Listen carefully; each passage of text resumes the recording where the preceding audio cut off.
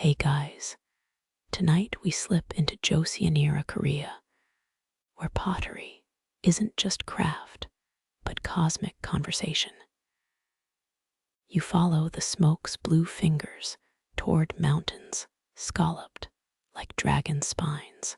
Moonlight silvers every puddle between creaking workshop huts, reminding you Disney never animated blisters from hauling clay.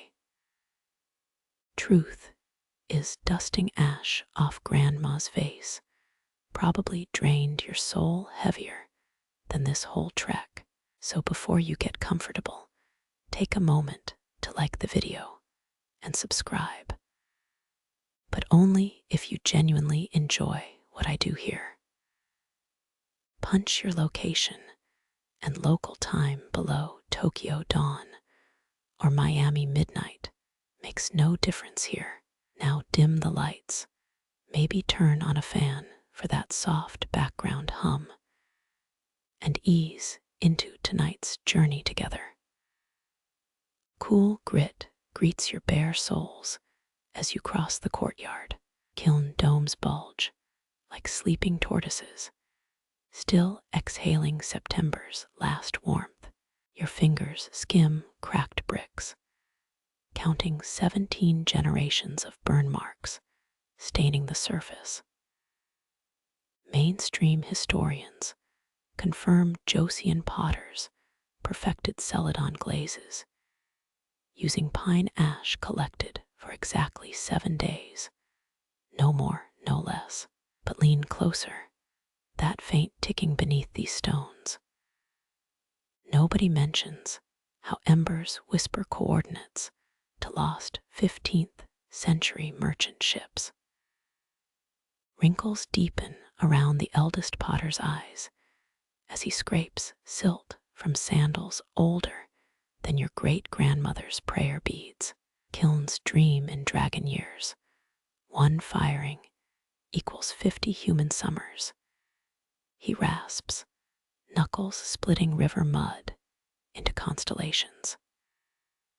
Historians still argue whether these massive kilns reached 1200 degrees or merely 900. But your lungs know the truth. Heat shimmers in every breath, melting tonight into one endless exhalation. You can't resist pressing palms against the kiln's sunset-warm belly. Ash patterns swirl like cursive ghosts, each swirl a failed bowl or perfect teacup. The potter chuckles, his laugh rattling like pebbles in a gourd. Careful fire remembers skin. He tosses salt over his shoulder. Where no altar stands, quirky locals swear night winds steal unattended glazes for underworld royalty. Circular air slaps your cheeks, a grudging mercy against the heat-belching dome. Northern hills swallow the sun whole now, dousing courtyard stones in indigo ink. Somewhere beyond these walls, eunuchs deliver timekeeping drums through Seoul's freezing streets. Here minutes stretch like hot glass between potters' breaths. You trace finger smudges on a cooling rack, centuries of identical grooves pressed onto bamboo. This family once provided Celadon for 3 royal courts, their secret, moon-viewing pavilion mud, sieved through silk forged in volcanic sand. Yet tonight's work stays humble rice bowls for fishermen who pay in abalone shells. The youngest apprentice emerges, carrying kindling, with arms still skinny from childhood's last famine. His robe sags beltless, no time for tailoring during harvest moons.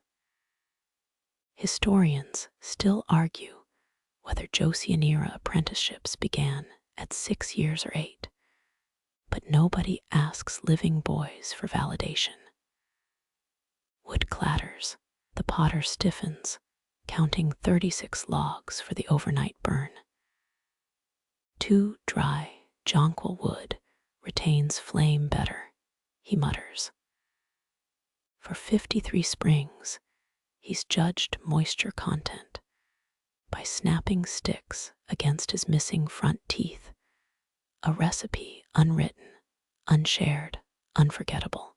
Embers wink beneath the clay dome, more starlight than flame now.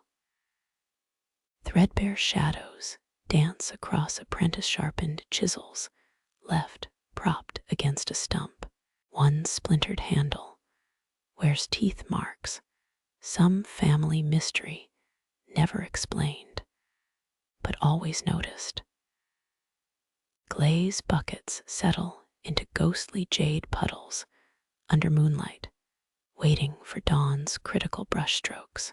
You dip one finger, metallic coolness belying tomorrow's transformation, into liquid forest green. 3 centuries later, chemists would replicate this hue, using cobalt and chromium, never matching its accidental poetry. Crickets start their shift, bowing between forge songs and breeze-stirred pines. Press your ear to the northeast kiln wall. Rumor claims you'll hear yesterday's prayers trapped in the glaze. All you catch tonight is the cat burgling fishbones from the dye master's discarded lunch. Silk robes hiss against dew-damp stones as the matriarch arrives, a ledger clutched like a suckling infant. She halts 50 steps from the kiln, calculating wind direction, even in utter stillness. Her gaze scrapes over each apprentice, inventorying blisters as accountants count inkpots. Someone drapes a hemp cloth over your shoulders, protection against creeping mountain fog. The weaver spun it between firing cycles decades back, its fibers still smelling of apricot pits and desperation. Threads snag your thumbnails, chip one more imperfection, binding you to this moonlit assembly line. Grandfather clock inside the main house chimes wrong 17 strikes instead of 9, hamstrung by monsoons long retired. Nobody repairs it. Time bends differently here anyway, measured in crackling logs and lungfuls of crystalline dust. A half-glazed vase cracks sharp as a sheriff's gunshot, splitting the night into before and after. The matriarch's sigh costs more than the destroyed piece, 37 days of labor, shattering into 7 jagged non-questions. A boy kicks pebbles, drawing blood from his big toe, on purpose or accident. The eldest potter retrieves oyster shell powder, pressing it onto the wound, while muttering river names backwards, older than antibiotics, sweeter smelling than iodine. Your own childhood scrapes ache with jealousy. 16 teeth flash in the darkness, apprentices sharing forbidden persimmons stolen from wedding offerings. Their sticky fingers will doom tomorrow's vases to forever smell like fermented fruit and rebellion. Yet nobody stops them. You're handed a chisel, handle smoother than courtesans' mirrors. Your hesitation makes the kiln exhale louder, judging centuries of incompetent hands, daring to touch its legacy. The eldest potter guides your wrist, its tremor matching your first bicycle ride downhill. Underglaze strokes bloom beneath your blade. Clumsy first steps toward honoring or defacing tradition. Every slip scrapes off profit, Every accidental grace births heirlooms. The matriarch watches, unblinking, as you carve waves that look more like dumplings than ocean. Cold stars needle through smoke-thin clouds, so clear you could crack one open for mercury-dyed starlight. Apprentices fold frozen hands into armpits, waiting, always waiting between fire's tantrums and clay's narcotic demands. Kiln gods demand whiskey, but settle for weak barley tea poured over still warm bricks. Steam hisses obscenities, while the potter whispers apologies older than his dead father's boots. Some rituals outlive their creators, fermenting into something between religion and choreography. That apprentice's toe stops bleeding, oyster powder cementing over crimson doubt. His next basket of kindling arrives flawless, cut precisely, 11 finger widths long, toast dry, wearing no bark despite winter's curiosity. Embers fade, resigned to nocturnal smolder over theatrical demise. You count 19 chimney streaks bruising the sky, each a failed aspiration to touch constellations, reserving seats for true dynasties. One cricket leaps onto your sleeve, antennae tasting glaze residue with professional curiosity. The matriarch flicks it towards spiders, only she acknowledges, guardians of corners, where quality control happens via cobweb jury. Dawn floats far beyond these hills, still negotiating with roosters and frozen well handles. Here, night owns third shift, teaching clay to fear or worship darkness before returning to day's numb pragmatism. The potter presses your palm over kiln cracks, each fissure a diary entry about thermal betrayal. Heat thrums through bricks into your bloodstream, ancient Morse code drilled into marrow before you learned nursery rhymes.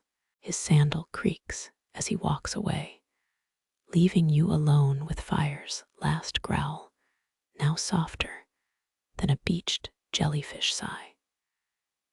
You crouch beside grandmother as she unfurls a faded silk pouch, its wrinkles mapping decades of twilight tea rituals.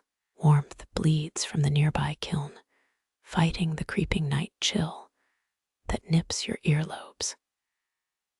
She pinches bronze-hued persimmon leaves between thumb and forefinger, crumbling them into a Celadon pot, so thin it glows like captive moonlight.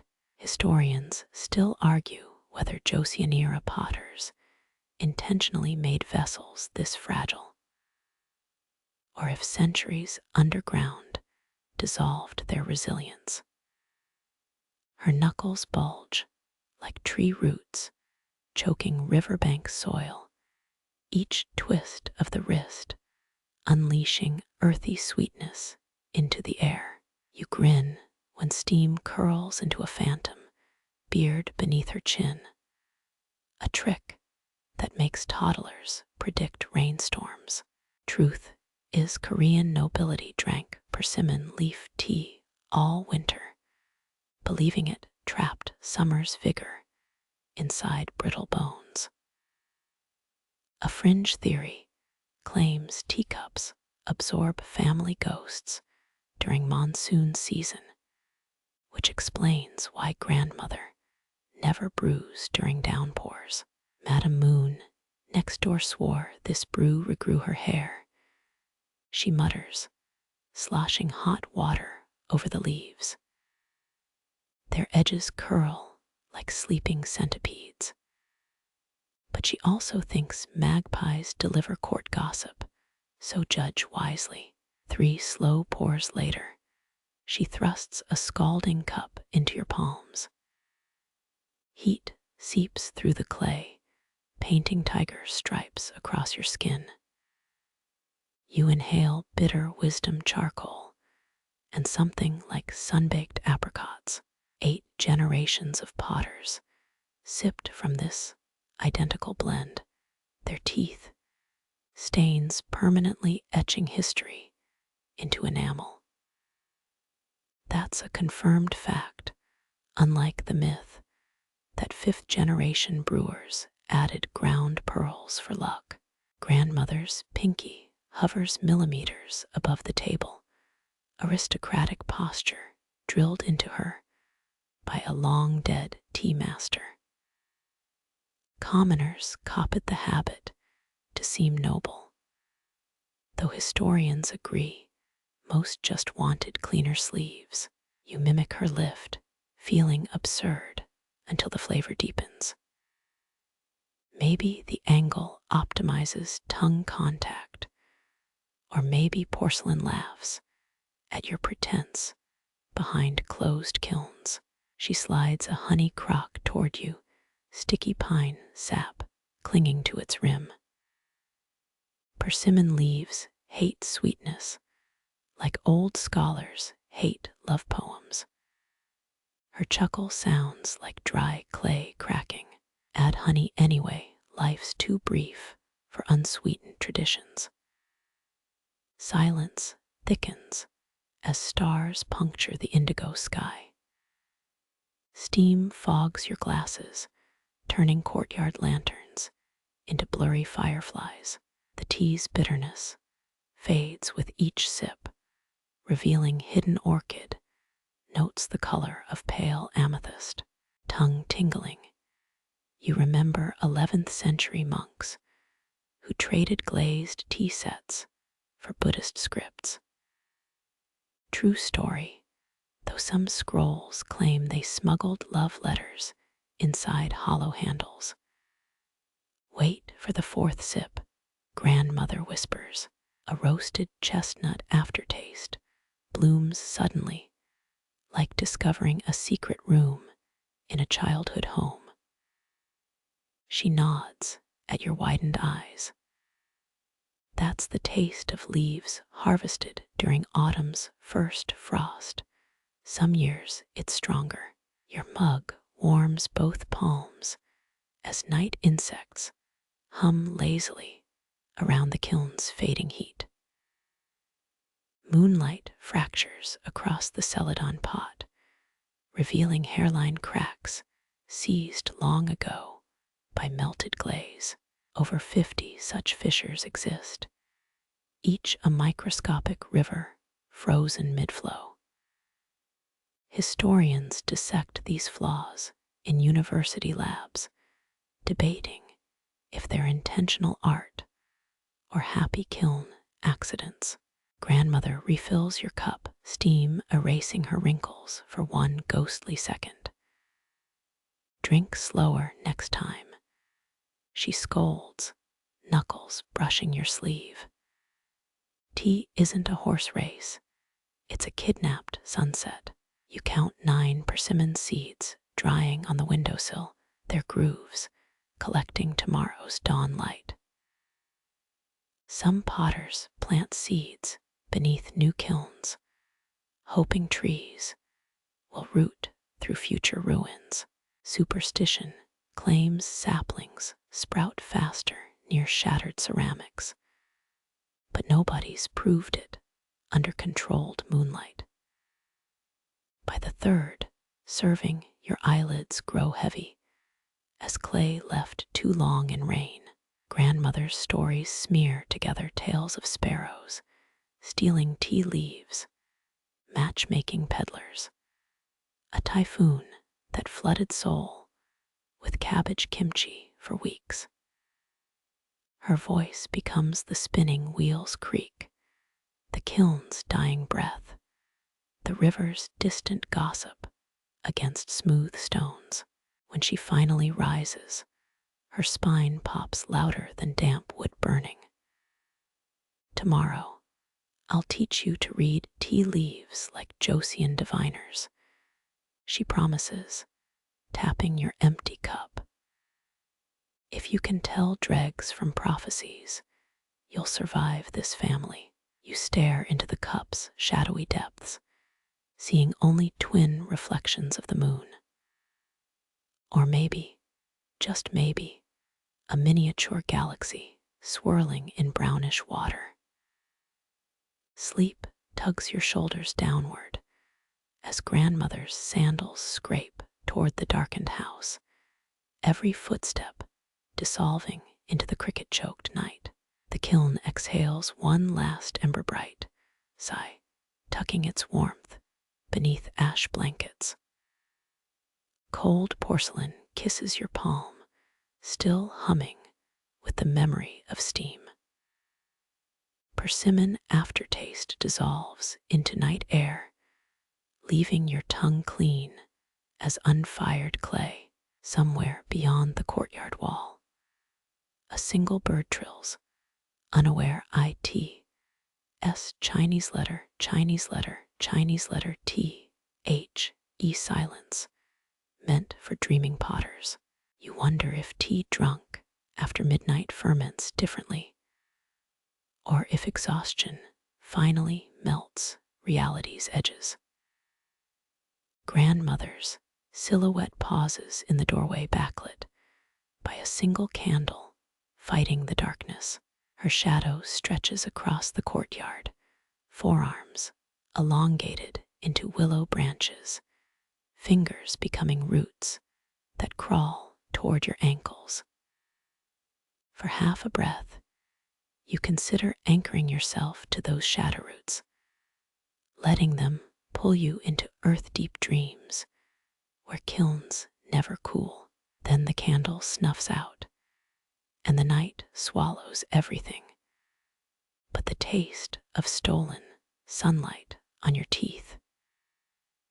Cold numbs your toes as you step onto the dew-slick courtyard, dawn still an hour from bleeding over the mountains. The younger daughter kneels already, her silhouette a hunched shadow against the river's silver murmur.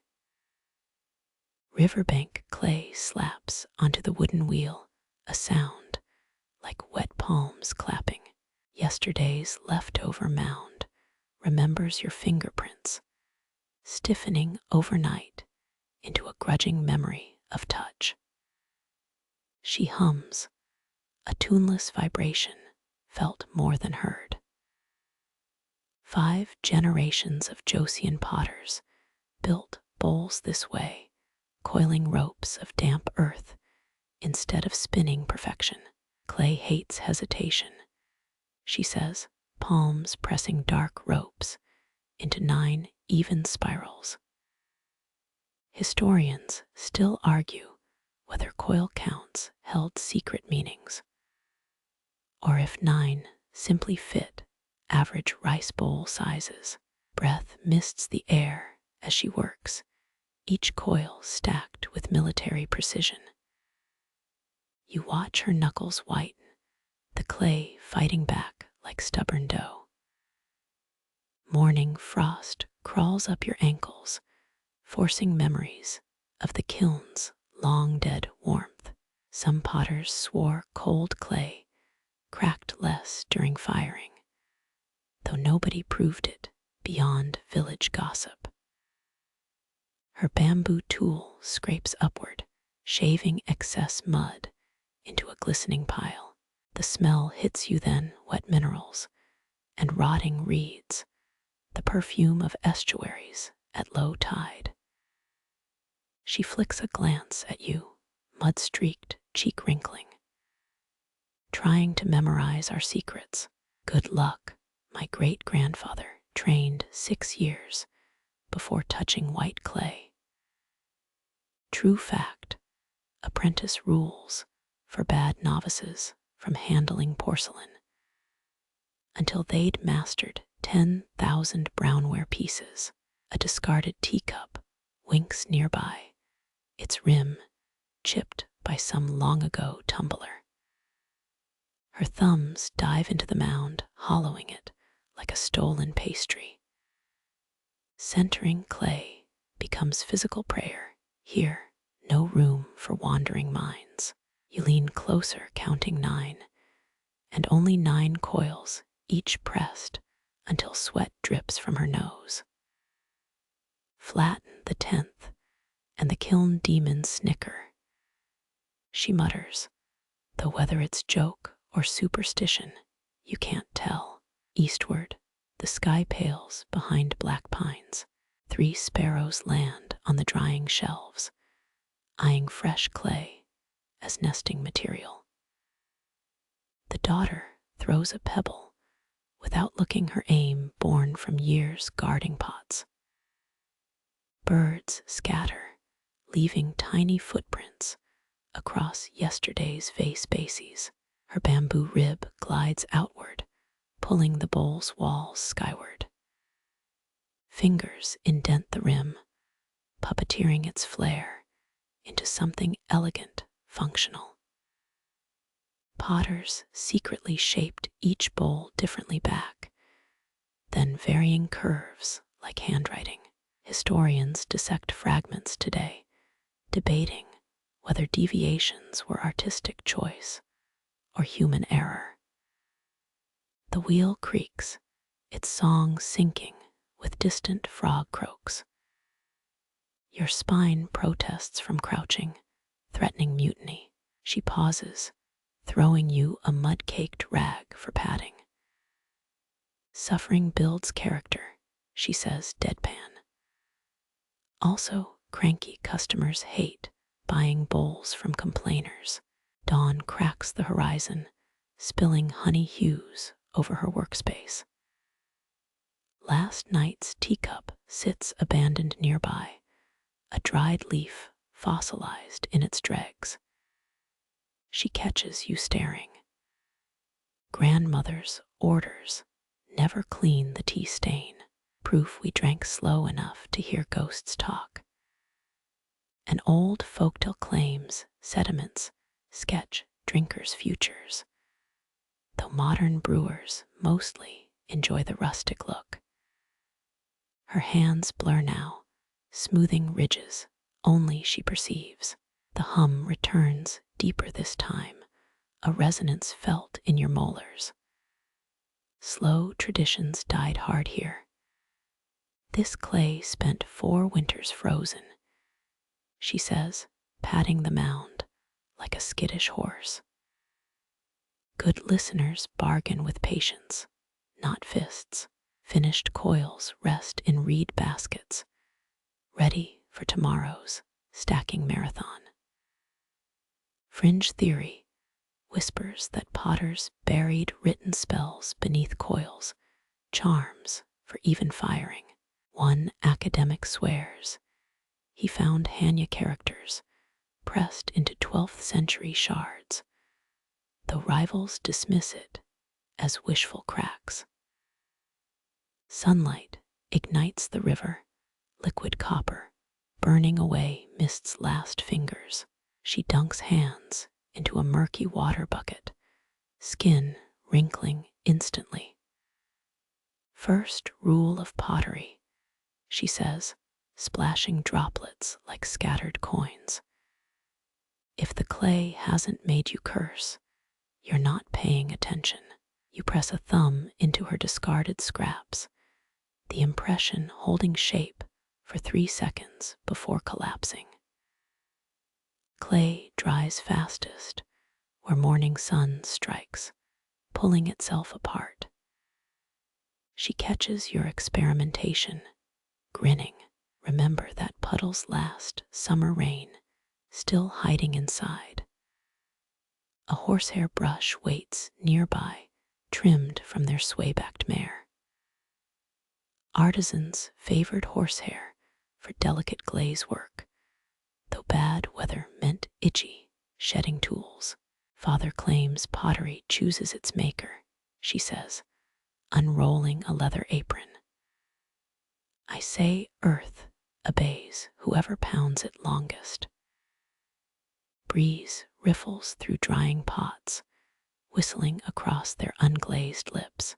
Some sing higher notes, others drone like sleepy monks. She tilts her head, judging pitch like a composer. 37 bowls survived yesterday's, trimming their chorus, a breakfast serenade. Later you'll swear one whispered your name with river's tongue. Her braid unfurls, strands escaping to stick against damp temples. A brown smudge mars her chin, clay accepting her into its gritty tribe. She tosses a scrap lump your way, still cool from night's grip. Make something awful, she dares. Failure's the kiln's favorite seasoning. Shadows shrink as sun hoists itself higher. Roosters crow from distant farms, poor timekeepers as always. Wheel grooves deepen with each revolution, history wearing down wood one bowl at a time. Some say wheels mirror life cycles, though you mostly wonder how sore her legs get. When she stands, knees crack louder than splitting greenware. You mirror her stretch, back muscles wailing protests.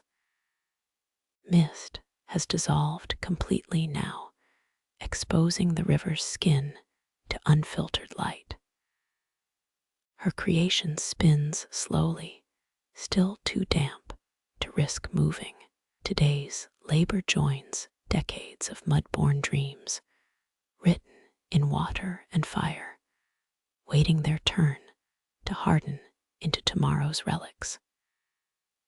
You find the oldest potter squatting beside yesterday's cooled kiln, his fists full of grayish powder that smells like wet campfires. He sifts the ash through calloused fingers, letting coarse grains tumble onto a broken plate. Great-grandfather's recipe, he says, voice raspy as grinding stones. 7 days burning pine, never ate, or the glaze grows greedy eyes. Historians confirm Joseon Celadon required exact firing times, but folklore added mystic caveats. Morning light slants through the workshop slats, drawing stripes across his dusty kneecaps. 7 generations of ash coat these rafters, powdered ghosts watching today's work. He beckons you closer, pointing at crusted kiln bricks. See the salt sweat. Wind blew east last night, always leaks cobalt into the mortar. True fact, some royal workshops deliberately built kilns near salty winds for unintended blue effects. You press a fingertip to the damp stain. It comes away tasting like licked metal. Why never 8 days? You ask, shielding your nose from floating grit. He chuckles, tapping his temple. Even fire gets tired. The 8th day would birth spiteful vessels. His laugh cuts off, crumbling into a chesty cough. Clay dust claims all lungs here eventually. Sunlight ignites the ash pile flecks of mica, glittering like crushed stars. He murmurs numbers under his breath, counting fistfuls into a cracked jade bowl. Some potters swore 7 matched the Big Dipper's holy alignment, though nobody could prove it. Exact measures vanish like morning fog, but the ritual persists. A chicken pecks near your shoe, daring to steal a grain of spilled grit. The old man shoos it with a mock growl, eyes crinkling. Joseon kings paid extra for cobalt-kissed Celadon, he says, sprinkling ash onto wet porcelain. Great-grandpa sold seafoam green bowls, called them dragon scale blue to hike the price. Water trickles from a bamboo pipe overhead, hitting his ash-filled palm. The mixture hisses, releasing steam that coils like smoke serpents. Bitter tang floods your sinuses, ferns, and forgotten bonfires. He kneads the soggy mass, staining porcelain the color of storm clouds. 7 generations. He repeats, rubbing his thumb raw over the slurry. One fringe pottery journal claims moon phases affected Celadon hues, but he dismisses it with a snort. Farmers count harvests, potters count fistfuls. He winks, ash smeared across his cheek like war paint. Shadows stretch as he works, cooling the yard into a grayscale painting. 3 bowls wait in a neat row, pale clay drinking the gray wash. This one for the temple, he says, patting the smallest. Others for merchants who crave yesterday's fashions. Evening breeze carries river sounds, water weaving through reeds like a shuttle through silk. Historians still argue whether blue hues resulted from conscious craft or happy accidents. He dips a hawthorn twig into the ash mix, scratching symbols onto a bowl's belly. Secret marks or doodles. Impossible to tell. His apprentice arrives, a boy with ink-stained nails, bearing a sack of dried pine. Tonight's kindling, he announces, spilling fragrant sticks onto packed earth. 7 logs, always 7 ritual thicker than the bark. The old man nods approval, palms 2 ghostly handprints on the boy's tunic. You crouch near the treated bowls, their damp surfaces drinking twilight. Grit embeds under your fingernails, a temporary tattoo of participation. He nudges your elbow, offering a fist-sized clay lump dusted with ash. Make a useless thing, he suggests. Mistakes keep traditions honest. Somewhere, a donkey brays, complaining about the chill. Workshop cats curl around still-warm kiln bricks, ash-dusted tails twitching. Tomorrow's firing will bake today's choices into permanence. You mold the clay, ash dirtying your knuckles, unknowingly copying a thumbprint pattern from 1392. The eldest potter washes his ash-caked hands in a wooden trough, water swirling gray like storm drains. His grandchildren appear silent as dusk, bearing a lacquered tray stacked with Celadon cups. Historians verify cold brewing tea became a Joseon summer ritual ice hauled from mountain caves in straw bundles. 12 unfired teacups line the courtyard wall, still damp from their morning shaping. A boy blows out the last lantern, its wispy smoke merging with hillside mist. Night air settles like chilled silk against your neck. Tea steam rises, ghost pale, carrying notes of roasted barley and something mossy. Drink slow, murmurs the middle sister, her sleeves rolled up to reveal indigo-stained wrists. First sip for the kilns. She tilts her cup toward the dark clay dome, offering a libation that glistens down its curve. Fireflies blink awake beyond the fence. One drifts over the cups, its belly glow gilding porcelain edges. You glimpse fleeting gold on milky curves, as if each vessel swallowed a slice of moon. The youngest brother giggles when it lands on his nose, crossing his eyes to watch it pulse. Your cold tea tastes faintly metallic, like licking a wet coin. 3 ice chips clink against the cup's side, a luxury their grandfather still calls frivolous. A hot-tempered Joseon scholar once claimed ice-disturbed teas, chi scribbling angry manifestos by candlelight. Nobody here cares tonight. Cool broth slides down your throat, soothing clay dust from earlier. The siblings pass cups hand to hand, avoiding the unfired ones breathing night dew into their pores. Someone kicks a pebble. It skitters over packed earth, startling frogs near the riverbank. Historians still argue whether floral patterns on royal teacups symbolized loyalty or just appealed to passing whims. The eldest girl traces a fingertip over her cup's unglazed rim, leaving no mark.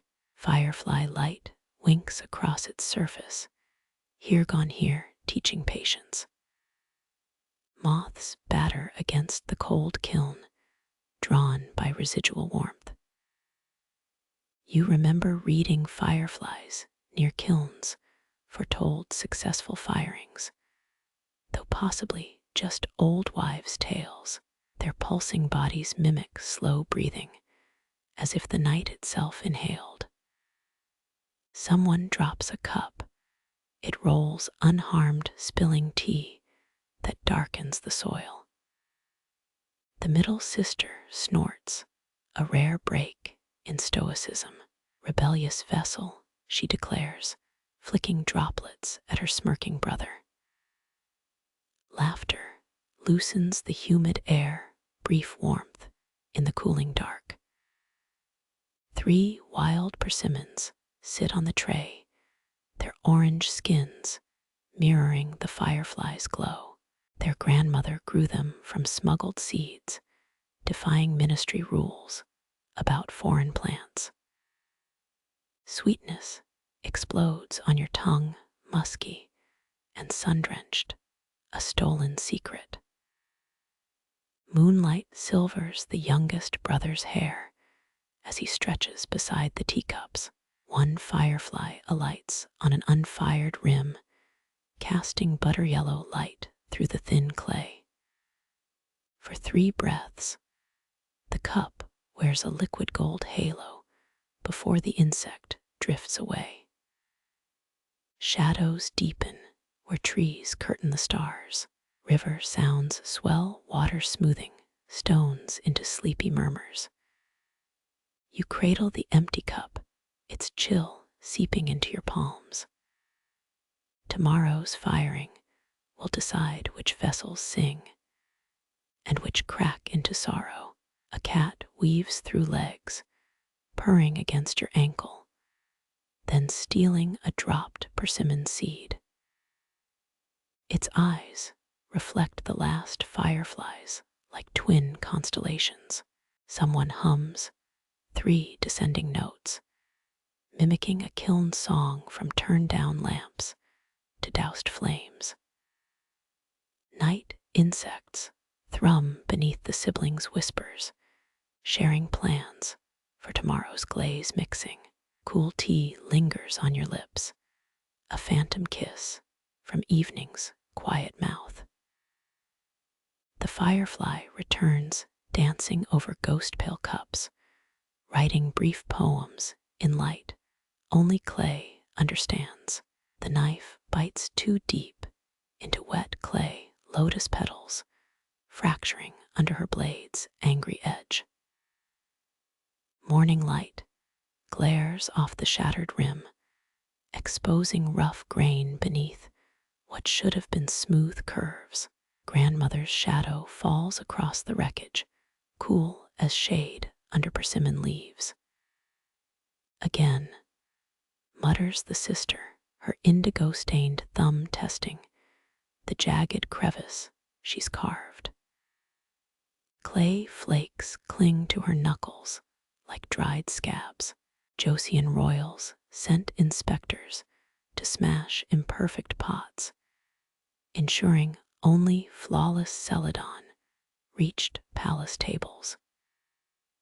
You have expect officials to gallop into the courtyard, hammers raised, her knife hand tremors, a hairline crack spreading through the base.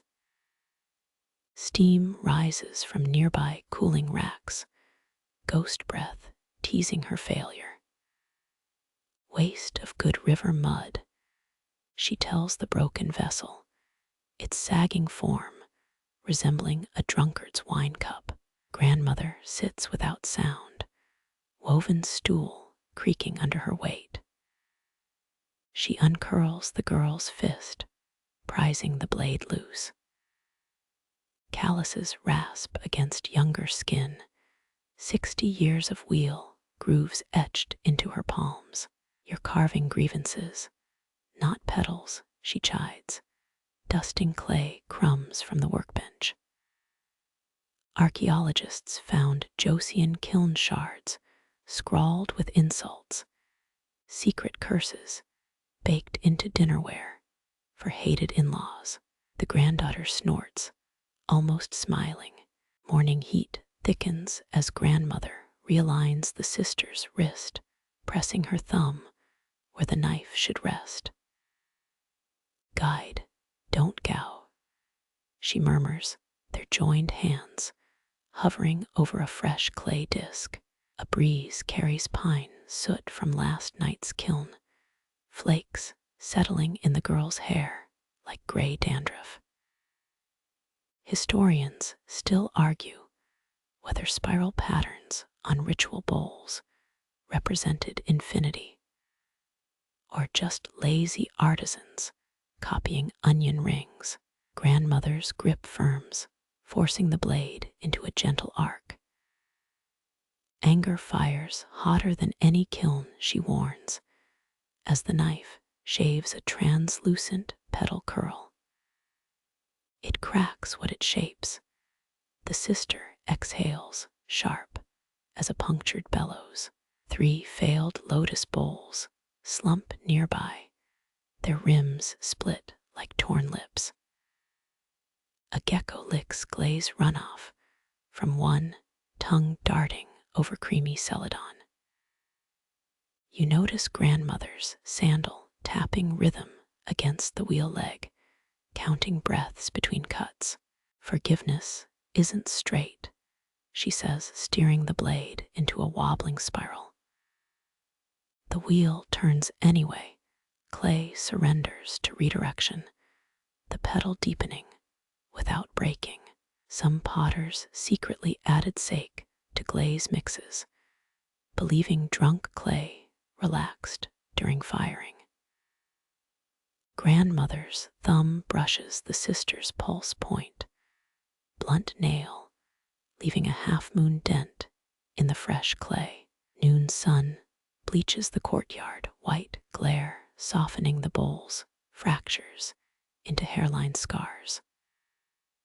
Cold tea sits neglected, condensation pooling around its base. The sister carves the final petal its curve, cradling the shadow of her earlier rage. Grandmother releases her wrist, leaving behind the memory of pressure like a phantom brace. The knife clicks onto the table, its edge dulled, but unstained by blood. Heat shimmers warp the air above the kiln dragon's breath, testing the day's resolve. A kingfisher dives into the river beyond the wall, its splash smudging the silence. The sister lifts her bowl, letting sunlight finger its repaired flaws. Still lopsided, she mutters, but doesn't throw it. River mud dries on her ankle, itching like unsaid apologies. Grandmother unwraps rice cake sticky with honey, placing one on the knife's flat side. You think fire cares about straight petals? She asks, licking honey from her thumb. flaws bloom into character, quiet rebellions against expectation. Historians miss that part. The broken bowls stare up, their jagged edges catching crumbs of light. Wind riffles through bamboo, whispering what grandmother won't say aloud. Every potter's hands bear these scars, rage cooled into something gentler, like lava hardening into fertile soil. The sister bites her rice cake sweetness, dissolving slow on her tongue. Above them, the kiln exhales residual warmth into the bleaching sky. Cracked bowls still hold water. Broken things still serve. You kneel where river meets land, ankles sinking into tea-colored silt left by retreating monsoon tides. Cold mud slips between your toes, thick with the memory of spring floods that carved this valley. A pebble presses into your arch, perfectly round like a tiny moon jar. The eldest potter wades upstream, his straw hat dripping as he submerges a bamboo basket. For centuries, Korean kilns clustered near Nakdong River bends, clay veins fattened by seasonal overflows. You've seen him do this ritual 17 evenings, never fewer, never more. One handful of bones per fist of borrowed clay. He recites, voice hoarse as a rusted bellows. Fish scales glitter across his wrists, carp and catfish fed to workers during lean harvests. Night fishing was banned under King Sejong. Yet potters still whisper of midnight nets cast during famines. His grandson crouches beside you, prying open a mussel shell with a rusty thumbnail. Grandfather says rivers never forget debts. He whispers, stabbing at the mollusk's rubbery heart. Break the cycle, the clay turns to dust. You count pebbles embedded in the bank, each representing 1 year the family extracted mud. Here, 73 stones, some smooth, some jagged, a geological ledger. The old man empties his basket, fish spines swirling into the current. Bones click like ceramic shards, tumbling in a glaze barrel. Some believe discarded fish skulls surface in finished pottery, tiny jaws fossilized beneath Celadon. You once found a perch vertebra fused in a rice bowl's foot, silent witness to reciprocity. Dig, says the grandson, thrusting a wooden spade into your palm. His fingers curl under yours, child soft atop calluses from years of gripping kiln tools. Together, you carve fist-sized mud lumps, squeezing them until water dribbles down your forearms. Cold numbs your knuckles, earth's raw chill seeping into marrow. Upstream, the potter's wife submerges a cracked fermentation jar. Milky brine plumes around her knees, diluting into nothingness. Bad luck, using metal near offerings, she cautions, eyeing your spade. Her grandmother swore iron angered water spirits, sent them writhing into clay beds. You switch to scraping mud with a gourd shell, its edge worn translucent. 3 fireflies blink above the shallows, their light dappling the potter's stooped back. He's humming, tune frayed and bittersweet. Historians still argue whether Joseon potters sang specific river songs or just drunken dirges after taverns closed. His melody feels older than moonlight, each note dissolving like salt in murky water. The grandson stuffs fistfuls of bones into mud balls, rolling them smooth between palm and plank. Each muddy sphere holds precisely 24 shards, you counted. He learned arithmetic from stacking kiln shelves, multiplication tables etched in ash. Rivers trade, he explains, launching a mud ball upstream. It splats against a rock, bursting into ivory confetti. Take clay, give back nourishment. Tonight we balance the ledgers. His words mimic the grandfather's cadence, practiced piety with mischief beneath. You find a fossilized fern in your mud, its fronds pressed sharp as knife cuts. Pliocene leaves, the potter's wife, IDs them relics from mountains that shed soil into this current. Their kiln mixes this ancient silt with fresh sludge, layering epochs into single vessels. Dragon bones, the boy giggles, smearing mud across his cheek. Grandfather lied, said serpents, shed them during floods, for rubbing Celadon smooth. Back on shore, the eldest inspects each returned bone deposit, tongue probing gaps in his teeth. He rejects offerings containing tin scraps or tile fragments, anything unnatural. A woodpecker hammers a pine above rhythm, matching the old man's nods.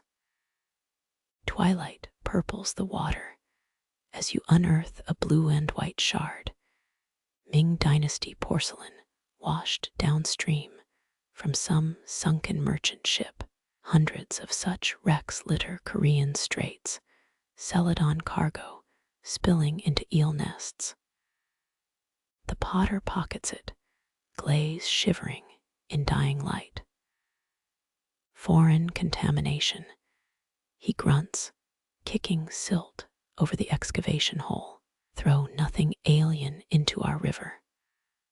By full dark, 73 perfect mud balls line the bank, pebble-marked to match the family's debt years. The wife lights rush torches, their resin scent battling the river's iron tang.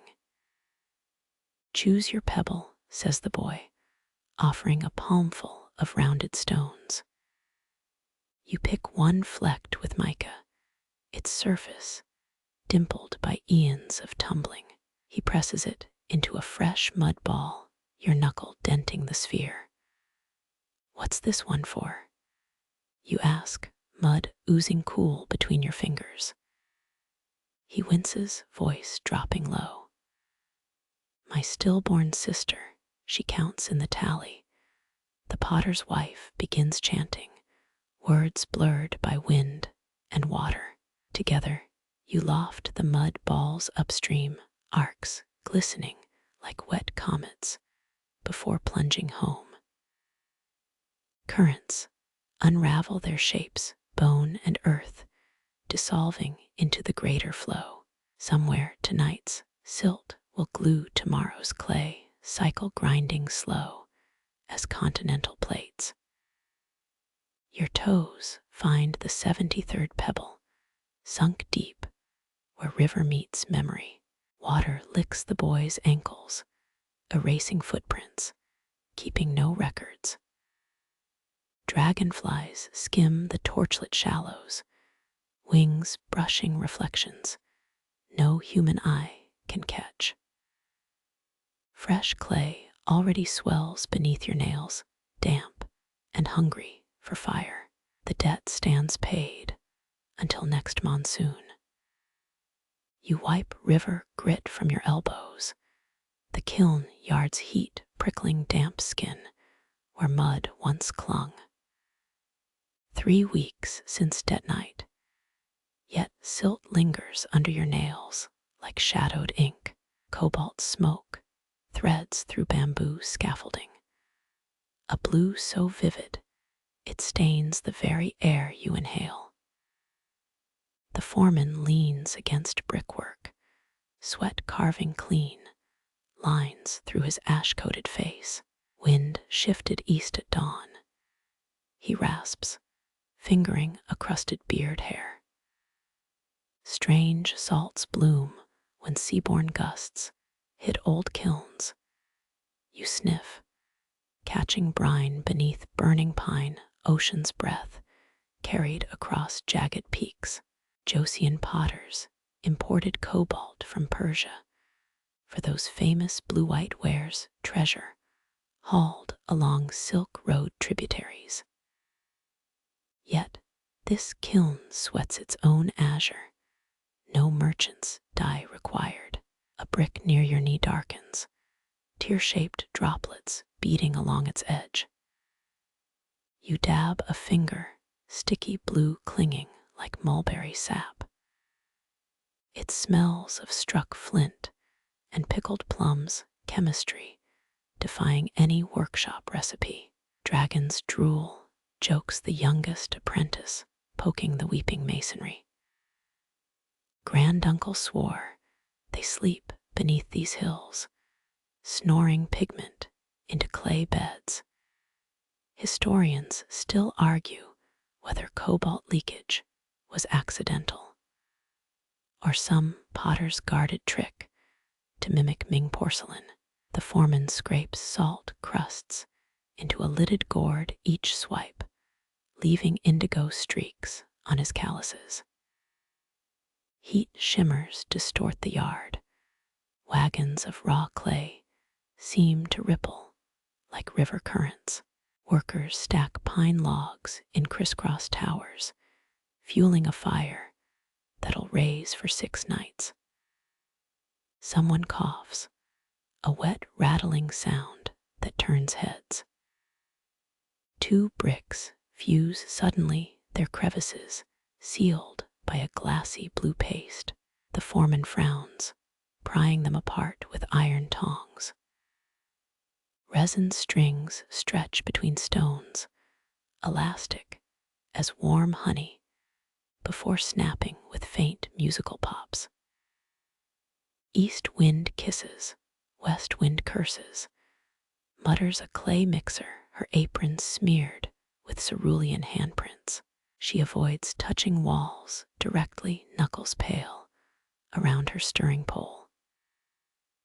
Mid-afternoon sun bakes the kiln's dome, turning it into a giant tortoiseshell radiating waves of scorched earth.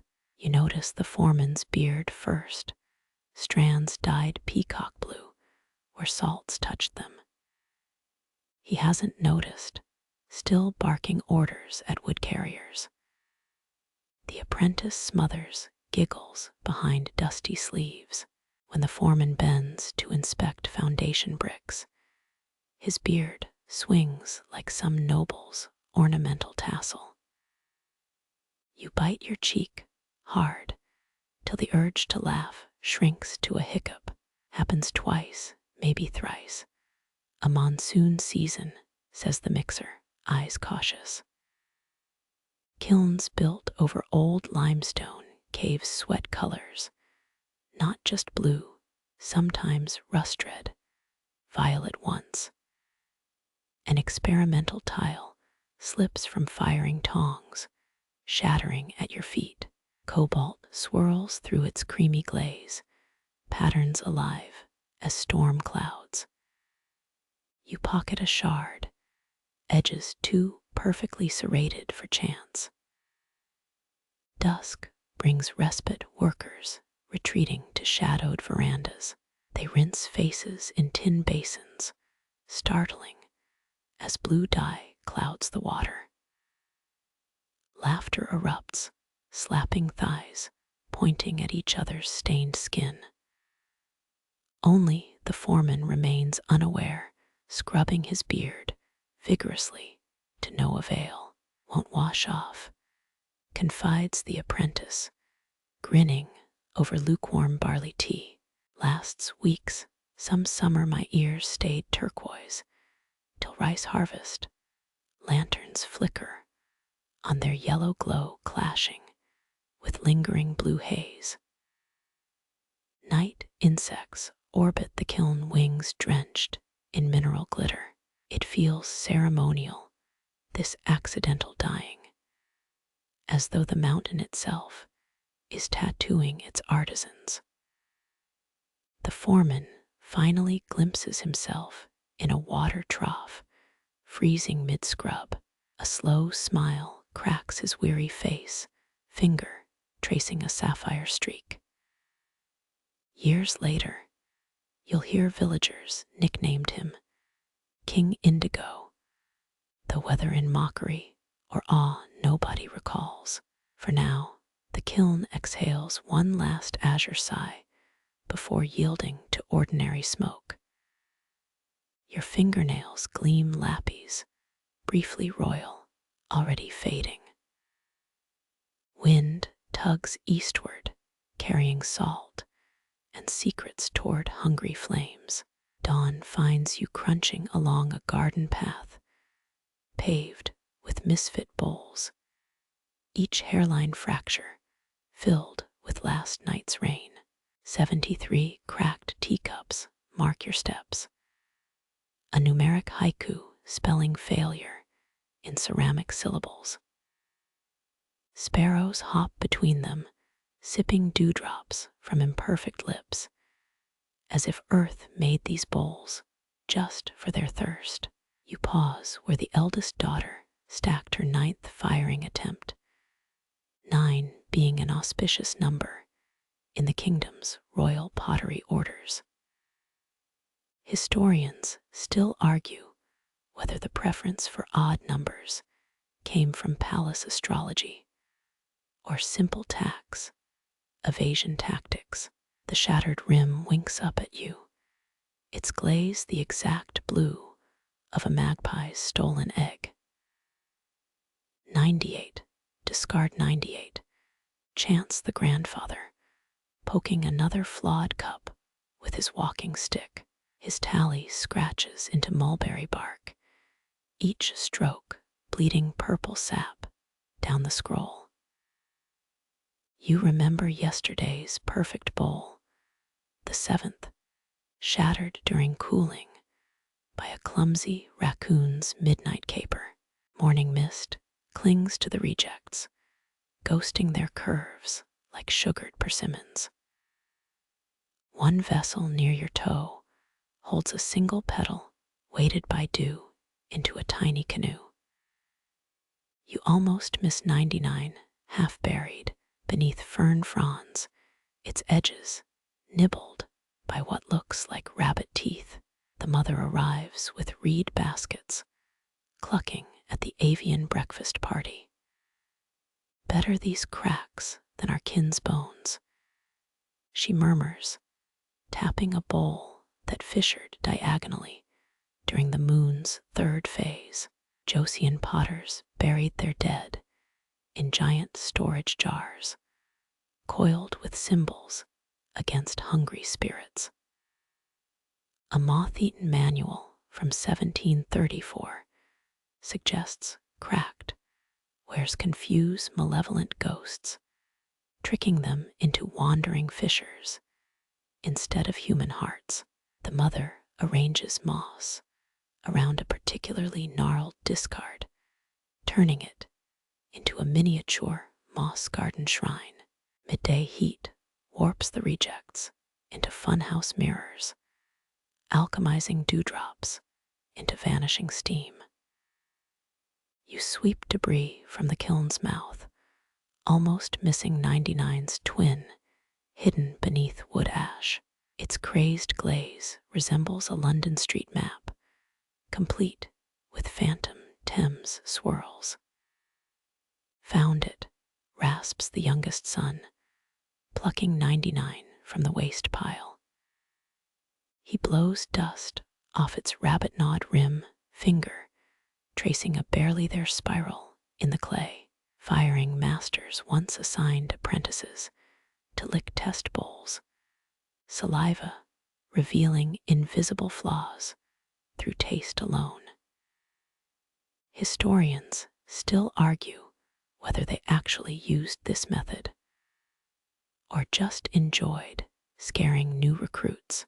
Sunlight spears through 99's puncture hole, projecting a wobbly moon onto your wrist. The boy giggles, tilting the bowl to paint your face with temporary constellations. By twilight, only 98 discards remain, the family's bare feet avoiding them like landmines. Fire orange glow bathes the courtyard as the kiln inhales pine-scented drafts. Someone left 19 pebbles on 99's grave, one for each generation, buried in ceramic sleeves. The moon crests the kiln's dome just as the father yanks open the firing door. Heat slaps your cheeks. 99 flawless teacups stacked inside like ivory vertebrae. One perches atop the pyramid, translucent as a dragonfly wing dipped in moonlight. 9 minutes pass in held breath time, the family circling like planets around this newly birthed sun. The mother dares touch it first, her callus singing against the glaze's improbable slickness. Steam curls from the kiln stones, ghost writing tonight's triumph across the stars.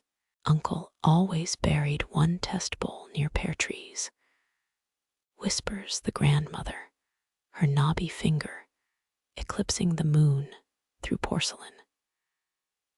Claimed the roots sucked out imperfections. When the sparrows return at dawn, they'll find 99 gaps in their dewdrop buffet. For now, the perfect bowl cools on a bed of fresh ferns, its curves echoing the river's midnight whispers. Frost creeps into the kiln yard like an uninvited guest, its glittering teeth gnawing at the half-dry teacups. By dawn, the family will find cracked lips on their best greenware tiny fissures, spiderwebbing across once perfect curves. You blow breath into numb hands, watching it vanish, stolen by the same cold stealing their work. Hush now, murmurs the mother, kneeling before shelves of unfired bowls. Her fingertip traces a seam already brittle under moonlight. Joseon potters slept beside their kilns during cold snaps, their body heat slowing the clay's thirsty evaporation. She begins humming a lullaby, so old the notes have worn smooth, no edges left to cut the dark. Historians still argue whether these songs held actual warmth or just comforted potters facing ruin. The tune dips and curls, mimicking summer cicadas trapped beneath winter soil. 17 ceramic mouths suck greedily on her voice, each note a rope pulling them back from cracking. You crouch beside the youngest niece, her patchwork quilt stitched from rejected silk dye swatches. She's guarding the most delicate bowl, still soft as a petal fallen in noon shade. Grandfather says frost hates laughter. She whispers, rubbing the clay's flank like soothing a frightened foal. A mainstream fact surfaces. Joseon ceramics often included secret chambers to buffer sudden temperature drops.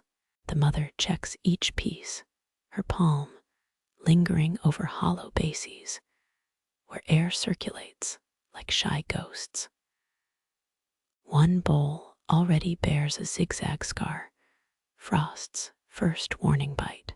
Local tales claim such cracks resemble maps to underworld tea shops, places where broken wares endlessly serve bitter brews. The father arrives with tools for the desperate, bamboo ash mixed with rabbit glue. He stabs a finger toward the sky's hard glitter. 30 winters ago, we'd have buried these under chicken coops by now. Bird's body heat, once shielded greenware. A trick gleaned from watching hens brood stolen eggs. Wind howls through bamboo groves, emptying itself against the kiln's dome. You grab blankets, each threadbare tapestry smelling of pine smoke and 10 generations of vigilance. The mother won't stop singing, her voice fraying as dawn's first blade slices the horizon. Between verses, she shares a quirky tidbit passed through her guild lineage. Some potters swore frost could be tricked by painting phoenix eyes on kiln bricks, confusing winter into believing fire still lived inside. Her thumb smears charcoal above the firebox, 2 smudged dots gleaming wet in moonlight. The oldest daughter uncorks a clay jar, releasing steam that writhes like living things. Pear blossom tea, she announces, pouring hot sips into everyone's palms, since cups might shatter from internal stress. You cradle warmth against cracked lips, tasting honey smuggled past the frost's surveillance. 3 bowls succumb before midnight, their splits sighing open like lovers parting at a forbidden gate. The sound makes the youngest niece bury her face in quilted silk. Historians still argue whether weeping ceramics referred to faulty glazing or potter's mourning lost work. The mother presses her ear to a surviving vase, listening for internal tremors. Breathe slower, she instructs the clay as if teaching meditation to panicked novices. Her song resumes, lower this time, the cadence borrowed from July thunderstorms. Dawn arrives pink and apologetic, frost retreating with damp claws. 17 bowls survived their rims frosted only with harmless dew. The mother sways, exhaustion buckling her knees, until the father steadies her against his shoulder. Tonight you'll need different songs, he mutters, eyeing clouds thick with unshed snow. She laughs, a sound the kiln birds haven't heard since August cicadas drilled holes in the silence. Her fingernail taps a perfect bowl, its unblemished belly still humming with stored warmth. You notice a tiny clay turtle placed on the shelf's edge, river mud, hastily sculpted sometime during the vigil. The niece grins, whispering that turtles carry summer in their shells. Sunlight melts the last frost, turning danger into glitter, discarded on the hard-packed earth. A single perfect teacup, crowned with morning light, warms your palm like a heart stolen from winter's grip. Fog drapes the mountain like queen's silk, clinging to cedar spines as you trudge back from the kiln. Frost numbed your toes all night, but dawn serves steaming rice in rough clay bowls. Joseon royalty once demanded unglazed vessels for morning meals, their porous walls cradling warmth better than any lacquered box.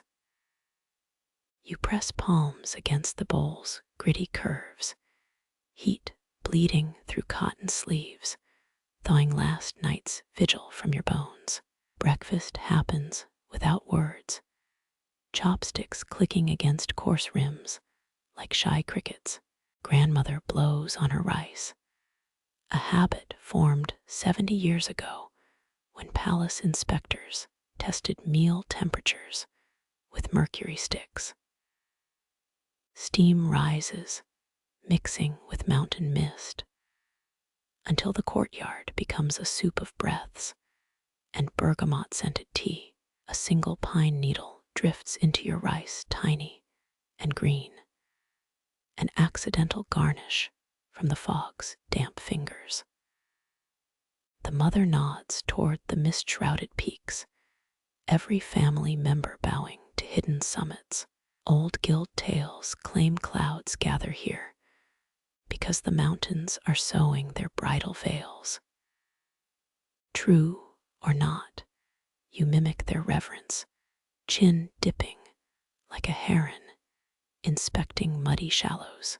Uncle scrapes his bowl clean, revealing the maker's mark, pressed into the clay's belly.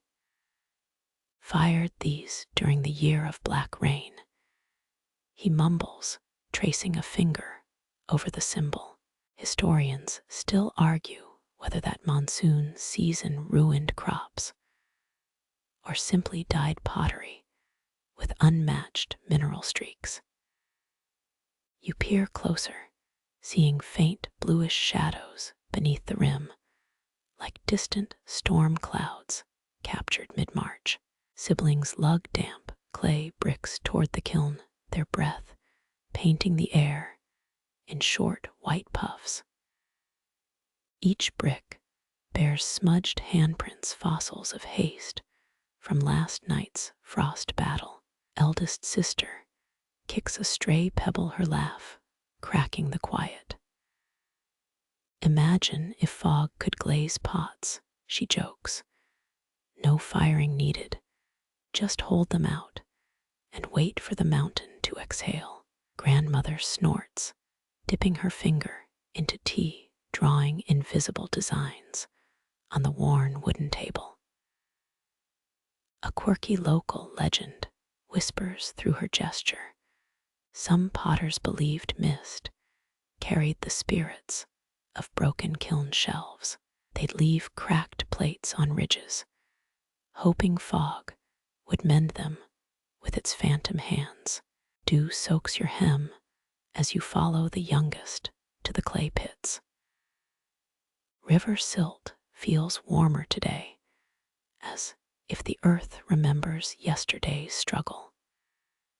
He digs barehanded, scooping dark mud that reeks of iron and forgotten leaves. Joseon law once forbade commoners from using reddish clay, a color reserved for royal roof tiles alone.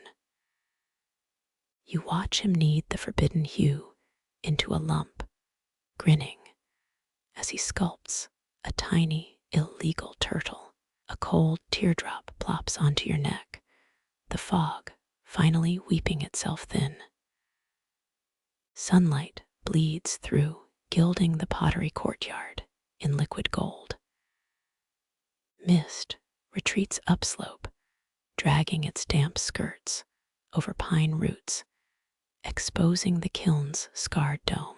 Father inspects last night's survivors, their unglazed bodies speckled with ash like freckles on a laborer's nose. The mother whispers her own fog anecdote, her sleeve brushing yours as she pours more tea. One superstitious dyer swore mist stole indigo hues, leaving vats pale if left uncovered at dawn. Historians still argue whether porridge-fed apprentices made excuses for botched batches, or if mountain air truly hungered for cerulean. Warmth returns to your fingertips, slow as honey sliding down a jar's throat. You sip bitter tea from a bowl so roughly spun, its rim wobbles like a child's first charcoal circle. Sunlight stretches across the courtyard, chasing final ghosts of mist toward high cliffs. Somewhere beyond the cedars, a woodpecker drills its own kiln song, patient rhythm, syncopating with the uncle's hammer taps. Grandmother gathers empty bowls, her sleeve collecting stray rice grains like evidence of morning's crime. She pauses, holding your vessel to the light, squinting at its shadow. This one dreamed of being a roof tile, she declares, tapping the clay's stubbornly orange belly. Her joke floats upward, joining the last vapors dissolving against the mountain's stony cheek. You fold damp hands into your sleeves, smelling silt and lemon gargled. The kiln's shadow shrinks, no longer a monster, just a snoozing tortoise awaiting tonight's flames. Fog's bridal veil lifts completely now, revealing the summit's bare scalp wrinkled with ancient avalanche scars. A lone bowl sits on the worktable crowned with sunlight still warm from rice that steamed within its humble, unglazed mouth. Uncle beckons you toward a smoke-stained shed, its door groaning like an old kiln shelf collapsing under heat. Inside, crock-lined shelves hold bubbling concoctions, each crock breathing through rice paper, lids swollen with trapped fumes. He lifts a bamboo paddle, more wand than tool, its surface polished silver from 30 years of forbidden stirring. No iron touches this brew, he whispers, though only spiders eavesdrop here. Manganese gleams like crushed gunmetal beside a bucket of mulberry ash, powder so fine it drifts upward when he exhales. You recall Joseon glaze recipes, often included crushed animal bones, though historians still argue whether unicorn horn powder ever truly graced imperial kilns. Uncle winks, tapping a wax-sealed jar. Swap scandals once tried tiger whiskers, made pots growl when empty. 3 charcoal braziers simmer each crock, assigned precise distances from the flames. This is alchemy, not craft. Temperature dictating cobalt's mood, swings between sapphire and slate. Your nose wrinkles at the stench, violet plums rotting in a mine shaft. He dips a Celadon shard into the smallest vat, pulls it out, weeping indigo tears. Bamboo knows patience. Uncle murmurs, stirring counterclockwise with metronomic slowness. Metal rushes, scares the color stiff. You note the paddle's path, identical to moon phase charts, scratched onto the shed walls. One fringe theory claims certain potters encoded star maps into Glaze swirls guides for ancestral spirits seeking home. His calloused thumb rubs the test shard, streaks brightening like dawn breaking over ink-blacked sea. The glaze remains a debate, its formula stolen from a shipwrecked Ming merchant or drunken mountain hermit, depending on Uncle's current audience. He uncovers a ceramic keg, its wax seal imprinted with a child's thumbprint. Inside, mulberries ferment into inky syrup bubbles, popping with the lazy rhythm of sleeping carp. 3 moons, no less, he warns, as you lean closer. Deathwatch beetles click inside the walls, keeping time beneath sagging timber beams. You spot rust-streaked notebooks strapped with mulberry bark entries scrawled in a hybrid of Chinese characters and what might be drunken chicken scratches. 17 failures for this batch, he admits, tapping a page stained with dubious brown splotches. Historians still argue whether Joseon glaze masters added blood to troubled mixes, sacrifice, stabilizing rebellious hues. A draft sneaks under the door, making flames shiver. Uncle scowls, blocking the air's path with his body, like a human kiln brick. Temperature drops shift, blues toward melancholy grays.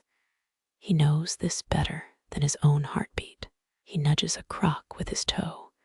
This one's mean, bit a monk's finger off last autumn. You laugh, then pause, unsure if he's joking.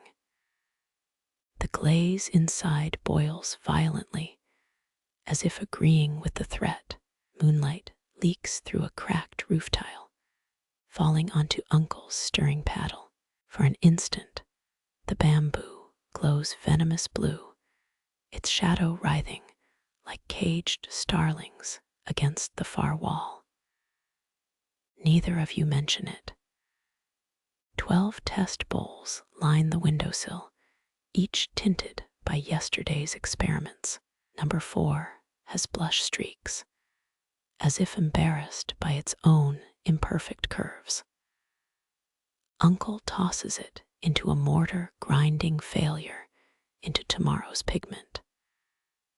Nothing wasted here, except maybe dignity.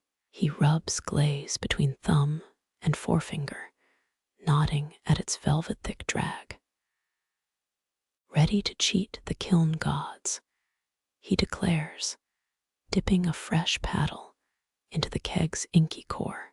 Mulberry essence clings to your clothes, sweet decay masking the shed's sharper stinks. It's the scent of indigo dreams fermenting, waiting to erupt across virgin clay at 1700 degrees. Uncle reseals the keg, tucking it beneath a straw mat stamped with faded paw prints. Cats guard the best secrets, he murmurs, watching shadows swallow the vessel whole. Outside, a moon-white stray yawns its pupils, swallowing the gloom like twin jars of freshly mixed night. His hand hovers, then withdraws, letting wax cool into final silence. The shed holds its breath, glazes ripening toward some silent climax only Uncle understands. You exit backward, unwilling to turn your spine to brewing magic. Dew has silvered the courtyard while you lingered. Uncle stays behind, singing a tuneless song to his vats, crooning them toward perfection. His voice drifts through gaps in the wall planks. Sleep now, little indigo serpents. Tomorrow you'll dance with fire. The moon shifts, frost etching its approval onto every roof tile. You walk slower, testing Uncle's theory, counting exactly 17 steps before mulberry fumes release their grip on your clothes. Ahead, the kiln squats like a dozing beast, stomach full of yesterday's unfired hopes. Dawn remains hours away, but mixes already whisper beneath wax seals, straining toward their metallic destinies. Somewhere a cat coughs, claws scraping pottery shards embedded in the warehouse wall. You pause, imagining indigo seeping into moonlight, a pact signed in spectral blues before the first rooster calls. Clay paste clings beneath your nails as dawn stains the river metallic pink. The wheel station squats knee-deep in shallows, its wooden axle groaning with every revolution. Joseon potters favored riverside wheels, their rhythm synced to the current's pull. Kick the worn petal pine shaft, creaking like a sleepless heron. Cool muck whirlpools under your palms, shuddering as you press downward with thumbs. Centering's trickier today. Someone used clay stolen by moonlight. Everyone knows that looted earth squirms like hooked fish. River swirls around your ankles, mint fresh current erasing yesterday's sweat. Left foot pumps steady, wind whistling through the wheel's bamboo spokes. Potters claimed certain hums appeased earth spirits, so you mimic their buzzing tone. Historians still argue whether wheel chants copied temple prayers or just masked arthritic joint noises. Clay arches upward, a moon-pale column trembling between your fingers. Apply too much pressure, it buckles, slumping into something resembling a depressed turtle. Laughter bubbles from upstream. The youngest daughter rinses Glaze buckets, her socks already soaked through. Shake water off your wrist, refocus. Proper centering requires imagining the core as molten glass, still, but infinitely fluid. Farmers say rain-swelled clay remembers frog songs better, though scholars dismiss this as peasant superstition. You test it, smoothing ridges, while humming a ditty about lovesick bullfrogs. The wheel's hymn merges with river rush, footfalls syncopated against water's baseline. Rotations wear hypnotic, wooden axle peeling infinitesimal ribbons into the shallows. A fringe theory claims master potters encoded drumbeats from royal processions into their wheel speed. Your heel taps 3 quick beats. The hum shifts pitch, startling a crayfish off its pebble throne. Morning sun bakes your neck as muscles settle into tempo. Close your eyes, fingertips reading clay like braille. Each wobble translates as geological gossip, grit from northern slopes, shell flecks from oyster beds downstream. Sensation blurs. Are you spinning the clay? Or is earth rotating beneath your palms? Nail catches the rim, gouging a crescent scar. You reshape the flaw into a wave crest, twinning the river's current in miniature. Fluid dynamics mock your efforts. Water laps faster, pulling stray thoughts downstream. They'll reach the kiln docks by noon, drowned in silt. Clay remembers everything, so claim the elders. This lump witnessed 3 typhoons, countless kingfisher dives, a smuggler's dagger sunk near the reeds last autumn. Needing erases nothing, merely folds time into tighter spirals. Sweat drips off your chin, vanishing into gray slurry below.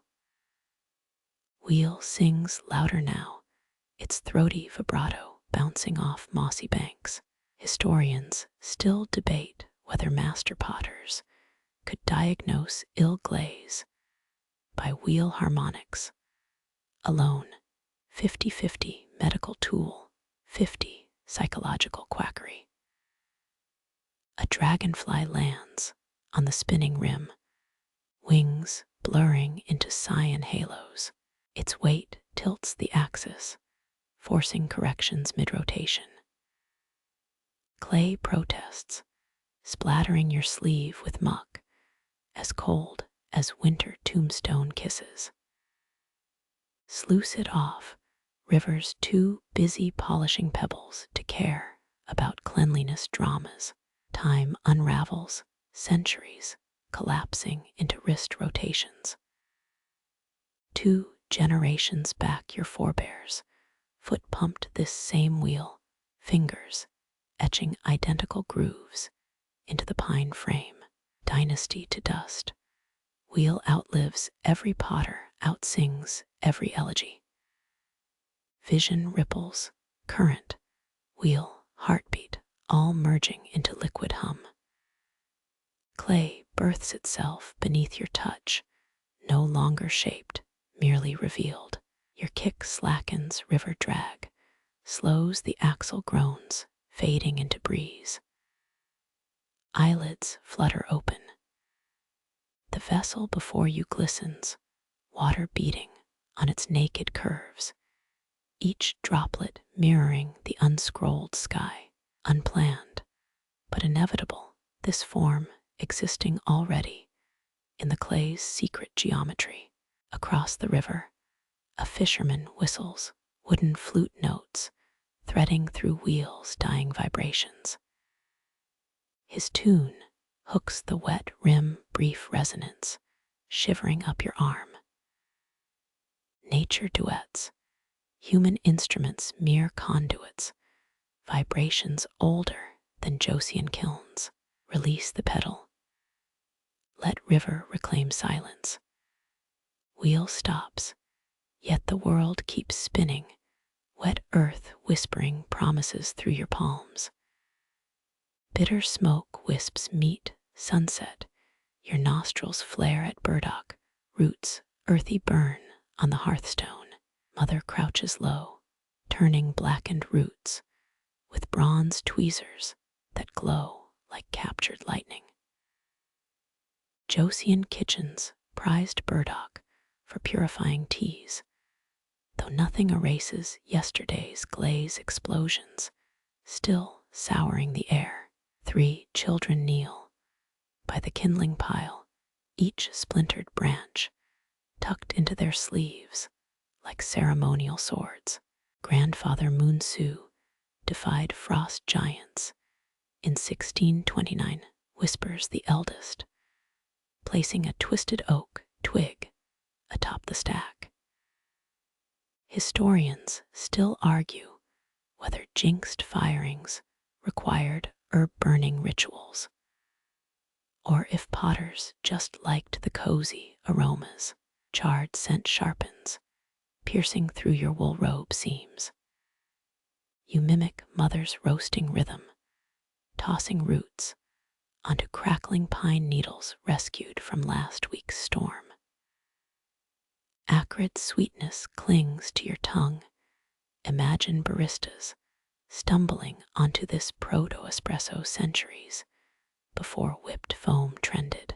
Anti-Hyanmai, calmed dragon-tempered kilns, murmurs the middle child, arranging maple sticks in careful crosses. Their game veers competitive, elbows nudging, fingers snatching prime kindling relics. One boy swipes a birch fragment. Uncle T didn't share his walnut glaze recipe. Why should he get good kindling? Mother huffs, her tweezers clinking the hearth slate. Your uncle smuggled forbidden cobalt through 5 checkpoints. Show respect. Burnt root flakes snow onto clay shards below, devouring bitterness with each hiss. Decades of failed pots live here, this hidden garden of fragmented dreams fed by char. You count 97 cracks in the courtyard wall, each filled with elderberry, paced by wasps who mistook flaws for nests. A fringe text claims Joseon potters bribed inspectors with burnt burdock tonic, said to sweeten even sourest bureaucrats. Fire pops, startling a sparrow off the kiln chimney. Embers blink like ancestral eyes, winking through smoke veils.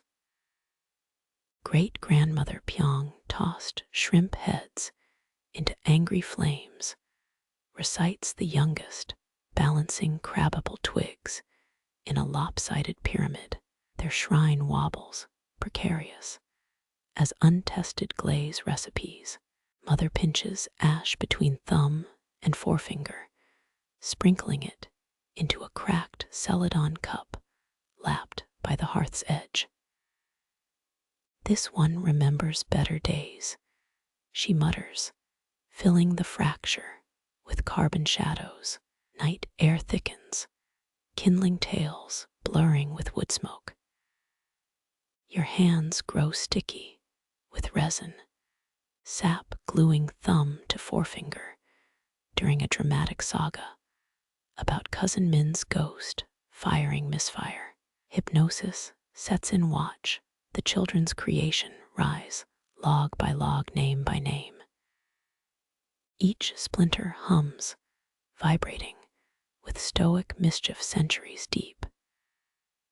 Their ancestors lived in smoke, died in smoke, returned as smoke. Mother taps your elbow, offering a root sliver, crisped to ebony perfection. Bite down bitterness unfolds like ink blots inside your skull, medicinal punch lingering behind molars. Hide the poplar shavings. One kid hisses.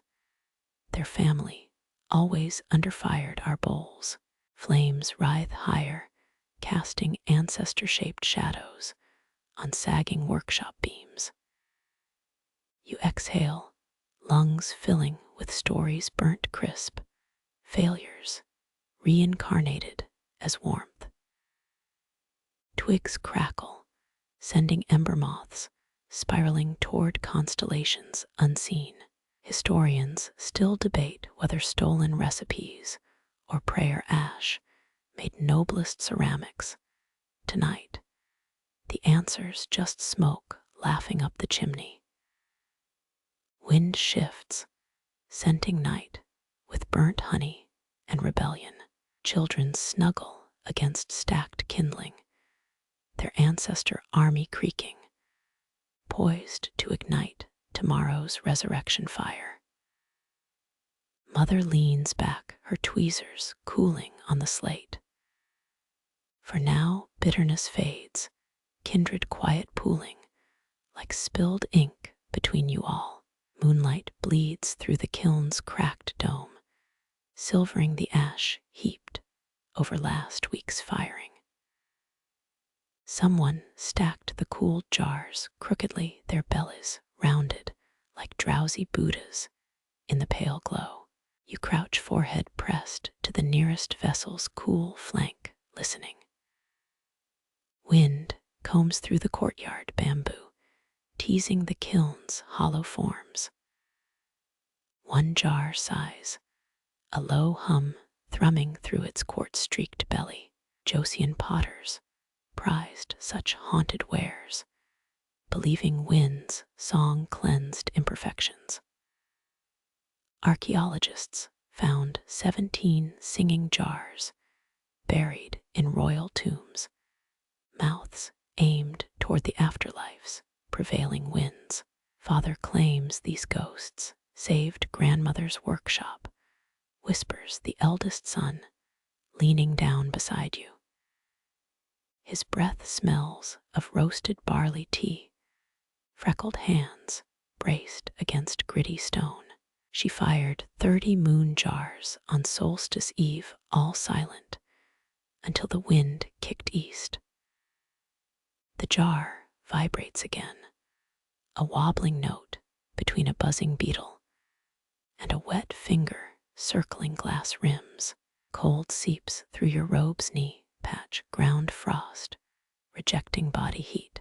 Historians still argue whether kiln acoustics were intentional or just happy accidents exploited by potters with sales flair. 3 jars murmur now, each at different pitches, their chorus bouncing off the kiln bricks until you're wrapped in sound. The boy snorts. A merchant offered 6 oxen for Mother's best singer. She refused, said its voice reminded her of dead Aunt Sue's snore. You grin, imagining dowager aristocrats startled by somnolent ceramics during meditation, yet the sound enchants, less melody than earth, conversing with invisible currents. A fringe theory claims certain clays record voices during firing, trapped words surfacing under lunar pull. SHHH. The boy points upward, just as the wind drops the kiln, exhaling one last raspy whisper. Silence clamps down, crickets resume. A distant dog barks thrice. Footsteps crunch behind you. Mother appears with a half-peeled tangerine, flicking pith into the dark. Grandmaster Kim swore Celadon tiles in Gyeongbokgung Palace sing before earthquakes. She offers you a segment, nails stained indigo from glaze mixing. We sold 20 jars to his apprentice last monsoon, all mute as stones. Citrus bursts on your tongue, tang sharp against the kiln's chalky scent. You press your ear to a narrower jar, its neck slender as a swan's. Patience rewards you. A faint whistle spirals through its hollow core. The sun mimics you, ears smooshed against the largest vessel, eyes scrunched shut. Hear that? Like grandfather's nose whistle during harvest naps, Mother tusks, her silhouette blocking the moon as she inspects stacked jars. Don't encourage them. Last time, these things duped your sister into leaving rice offerings. Cool air lifts, bamboo hisses, the kiln's chorus swells louder. Undulating tones resonate in your molars, filling skull cavities with phantom harmonies. Some notes flutter, others drone, an orchestra tuned to planetary frequencies.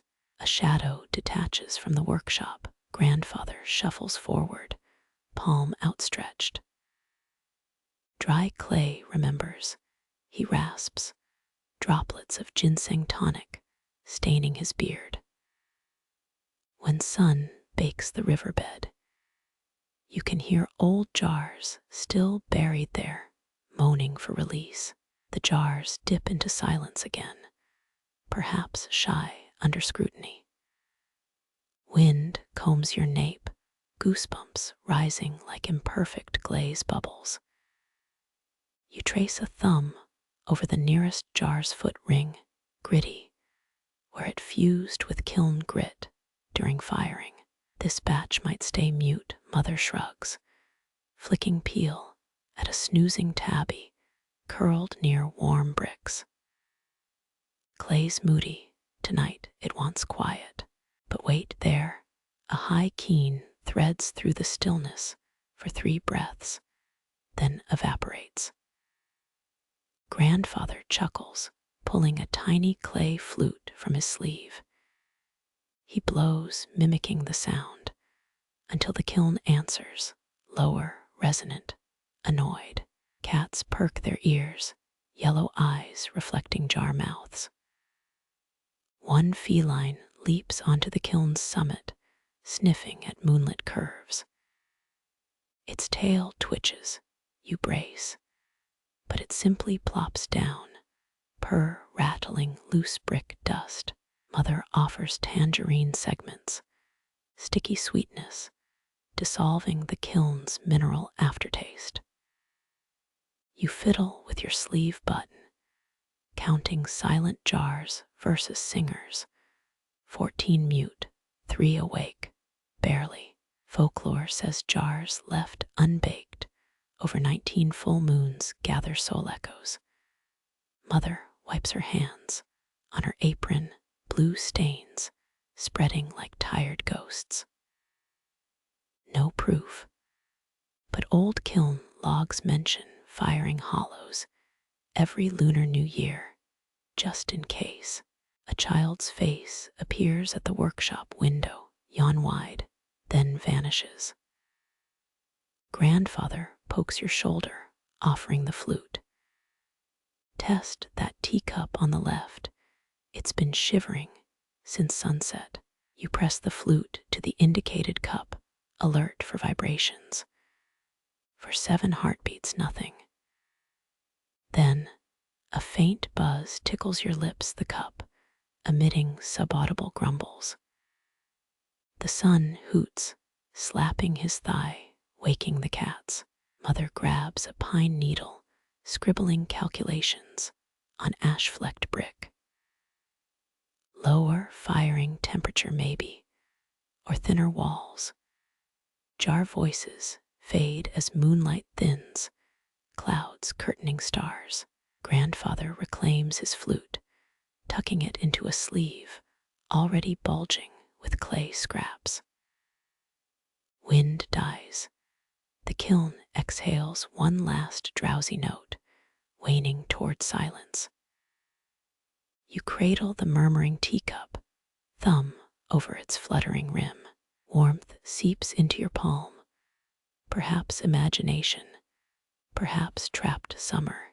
Dew gathers on silent jars, their glazes weeping slow constellations. Mother shoos everyone toward sleep, but lingers, hand hovering above the talkative trio. They'll quiet by dawn, she whispers, though whether to you or the ceramics remains foggy. Your ear stays pressed to cool stone until even memory can't recall if those notes were earth or echo. Rain smears yesterday's courtyard footprints into blurry maps, yet the same stubborn mud clings to your sandal soles. You scrape boots on the kiln's lowest step, watching red clay swirl into puddles thick as blood, diluted by a century of storms. Morning downpour drums uneven rhythms on the workshop's tile roof. The youngest son crouches nearby, reassembling a shattered test bowl like some humid jigsaw puzzle. Rice-based glue oozes between his fingers, its sweetness fighting the rain's metallic tang. Mother says this mud remembers every sandal that ever walked here. He murmurs, pressing a shard into place. Even ancestors' ghosts leave footprints, apparently. You need a cold clay lump on the workbench, its chill seeping into your palms like forgotten cellar air. Each compression releases trapped river scents, fish scales, root rot, monsoon silt. Joseon potters timed harvests to August rains, believing swollen rivers carried superior clay. Records show royal workshops paid divers to plunge into flooded valleys, bagging mud from sacred submerged veins. A drip lands on your collar, tracking icy down your spine. You glance up, noticing new fractures in the ceiling plaster. Leaks add character, grunts the grandfather, sweeping water toward the door with a cornhusk broom. His strokes carve miniature canals across the packed earth floor, mirroring the courtyard's dissolving paths. Thunder groans, wind bullies the paper window screens until they bulge like overfilled stockings. The boy abandons his gluey puzzle, peering outside. Look, my heel marks from yesterday gone, but this stupid mud never leaves. He shakes a clog, flinging clots against the wall, where they stick like determined barnacles. Historians still argue whether repeated foot traffic altered clay composition, or if potters just enjoyed blaming poor firings on generations of dirty souls. You press thumbs into your clay mound, sensing layers older than the king's 500-year dynasty. Summer monsoons, winter frosts, all compacted into this chill lump time, folded like a fan, with infinite creases. The mother enters, shouldering a dripping basket of wild herbs. Stop moping, rain's our best mixer. She dumps the plants onto a grinding stone, releasing whiffs of mint and damp soil. Dry clays, just dust holding its breath, waiting for water to tell stories again. Lightning flares, briefly bleaching the room white. In that frozen moment, you see your reflection ripple in a rainwater barrel, features melting into the grandmother's, then a long dead before snapping back. The boy giggles, having witnessed your startled blink. Barrel ghosts lied to you too. Grandfather stops sweeping, squinting at the storm-churned sky. Rain measures time differently here. Today's shower might be yesterday's cloud, or last century's typhoon, finally tired of floating. He spits into the puddle by his feet, the concentric circles spreading until they dissolve against the walls. Your knuckles sink deeper into the clay, now yielding like chilled butter. Water beating on its surface resembles stars melting off a spinning Celadon vase, each droplet containing microversions of this downpour. A quirky court document claims potters could predict droughts by studying bubbles in their morning tea. But maybe they just hated horoscopes. The mother crushes herbs with a river stone green juice staining the mortar. They found pottery shards in Gyeongbokgung Palace's foundations, inscribed with rain prayers. Think they wanted leaks, or just admired plumber's craftsmanship. Her smirk echoes through the next thunderclap. You roll the clay into a rope, coiling it counterclockwise, like the grandmother taught you last monsoon. Muscle memory guides your hands, though this clay feels greedier, drinking sweat from your palms, as if preserving your salt for future summers. Some clans buried clay babies during dry spells, believing their silent screams attracted storms. Archaeologists still find these soggy figurines, eyeless faces, upturned toward forgotten skies. Rain slackens, reducing to a mist that veils the mountains like wet silk. The boy dashes outside, leaping over puddles with grape leaf umbrellas tied to his wrists. Grandfather mutters about wet socks, but joins him, stomping barefoot in the mud. Should harvest this slop, save for next year's glaze tests. You let the clay rest, covered with yesterday's linen cloth, its slow breaths fogging the fabric. Water streaks the workshop walls, mapping phantom rivers across bamboo lattices. Everything here holds echoes. The grandmother's fingerprints fossilized in door frames, children's height marks, ascending like musical scales, even the persistent chill in certain corners where no fire ever penetrates. The mother slices rain-soaked pears, their juice pooling like liquid quartz on the cutting board. Eat before the sweetness washes away. You take a slippery, wedge its crispness startling amidst all this damp softness. Thunder grumbles, faint now, retreating toward valleys where older storms sleep fitfully underground. Through the open door, you watch yesterday's vanished footprints weeping back to the surface, one blurred toe print at a time. Clay remembers what rain pretends to erase. Mist rises, claiming the courtyard for neither past nor present, just the throat-steaming pause between breaths. Your hands, still dusted with drying silt, smell of riverbeds that haven't existed for lifetimes. Grandfather splashes back inside, trailing mud that immediately bonds with the floor eternal, grit renewed.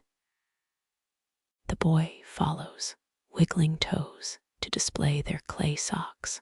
A single raindrop clings to the mother's eyelash, refracting the room into a trembling fishbowl world before falling into the grinding mortar, amplifying the scent of bruised mint. Your waiting clay exhales under its damp shroud. Centuries of compacted storms stir within, patient as roots, ready to bloom into whichever shape this moment demands. The wheel creaks, inviting, though your fingers already know this particular mud dreams of becoming something that holds rain without dissolving. You find the elder brother cross-legged on the kiln's limestone apron, barley stalks fanned around him like sun-bleached numerals. His calloused fingers arrange 95 teacups in concentric circles, each separated by precisely 3 grains of barley. Heat distortion already warps the air above the unlit firebox, a warning tremor. 2 sisters lug Sagar boxes heavy with unfired cups, their clatter sinking with the river's downstream rush. Move faster, draft won't wait for your lazy ankles, the brother snaps, though his eyes stay fixed on the spacing, a ruler's tension in his jaw.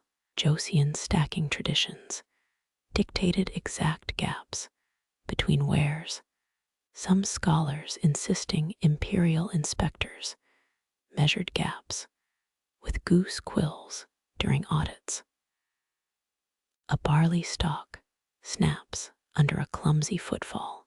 The brother exhales slow through nostrils, as if calming a spooked stallion. 12th cup, southwest quadrant, needs half-straw readjustment. His fingernail, stained indigo from Glaze testing, taps the offending piece. One sister rolls her eyes, mouthing dragon turtle behind his back, a local insult for obsessionists who moved slower than cold honey.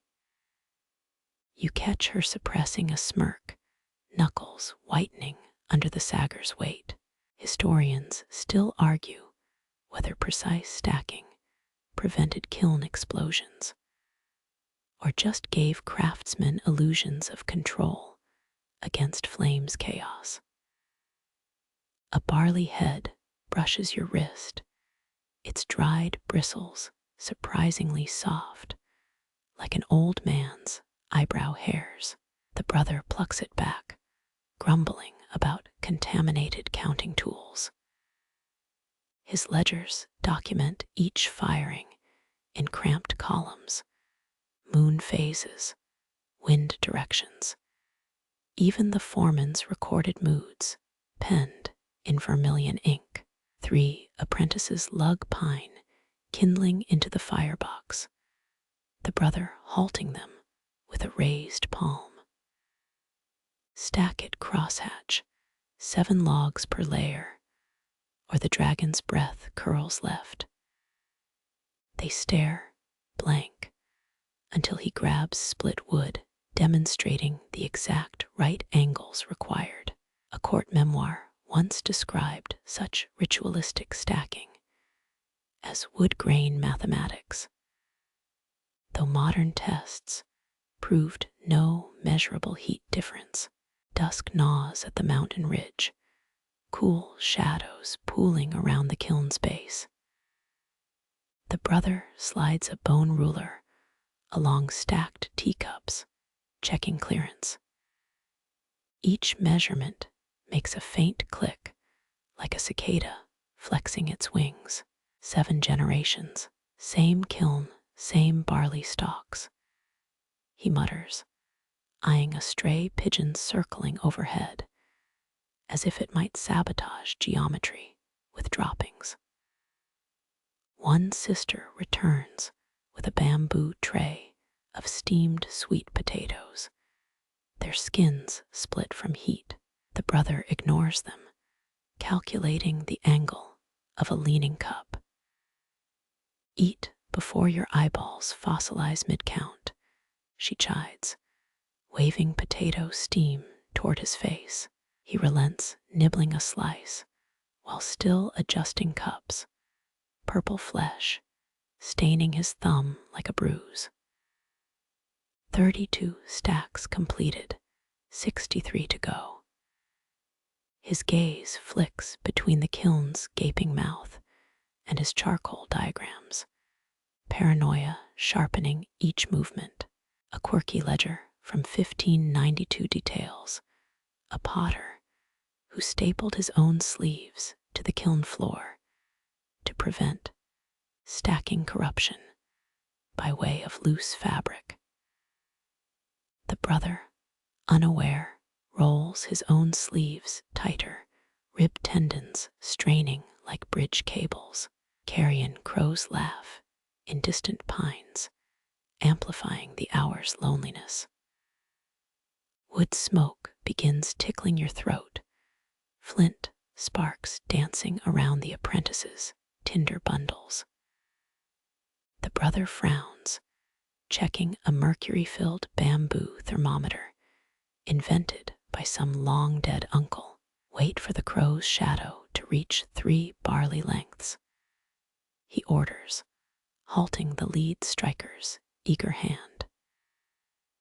Years ago, documentarians filmed traditional kiln firings, their lenses fogging from heat waves. One cameraman swore stacked pots emitted harmonics before collapsing, a song only audible to those with tinnitus. You lean closer, hearing nothing but firewood shifting, the brother's nasal breath, a sister threading reeds into rain hats.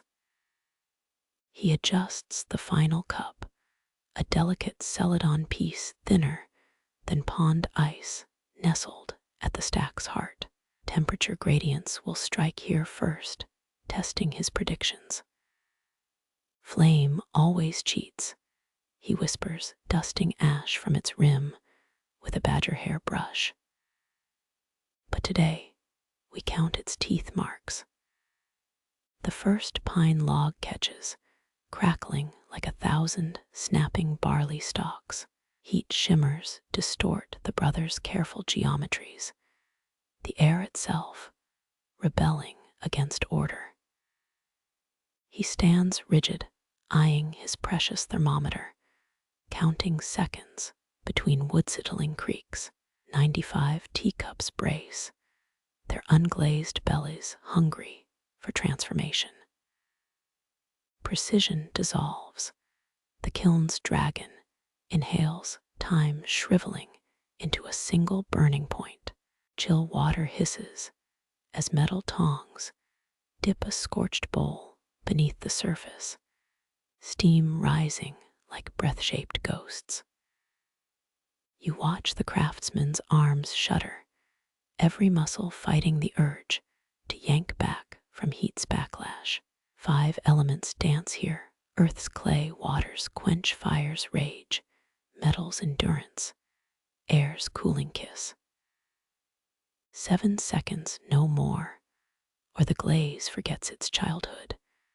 The potter grunts, dropping another piece into the stone trough. Joseon metalworkers forged these tongs with deliberate imperfections, knowing flawless grips caused slippage during steam shocks. Carbon streaks swirl in the water, temporary tattoos from the kiln's last embrace.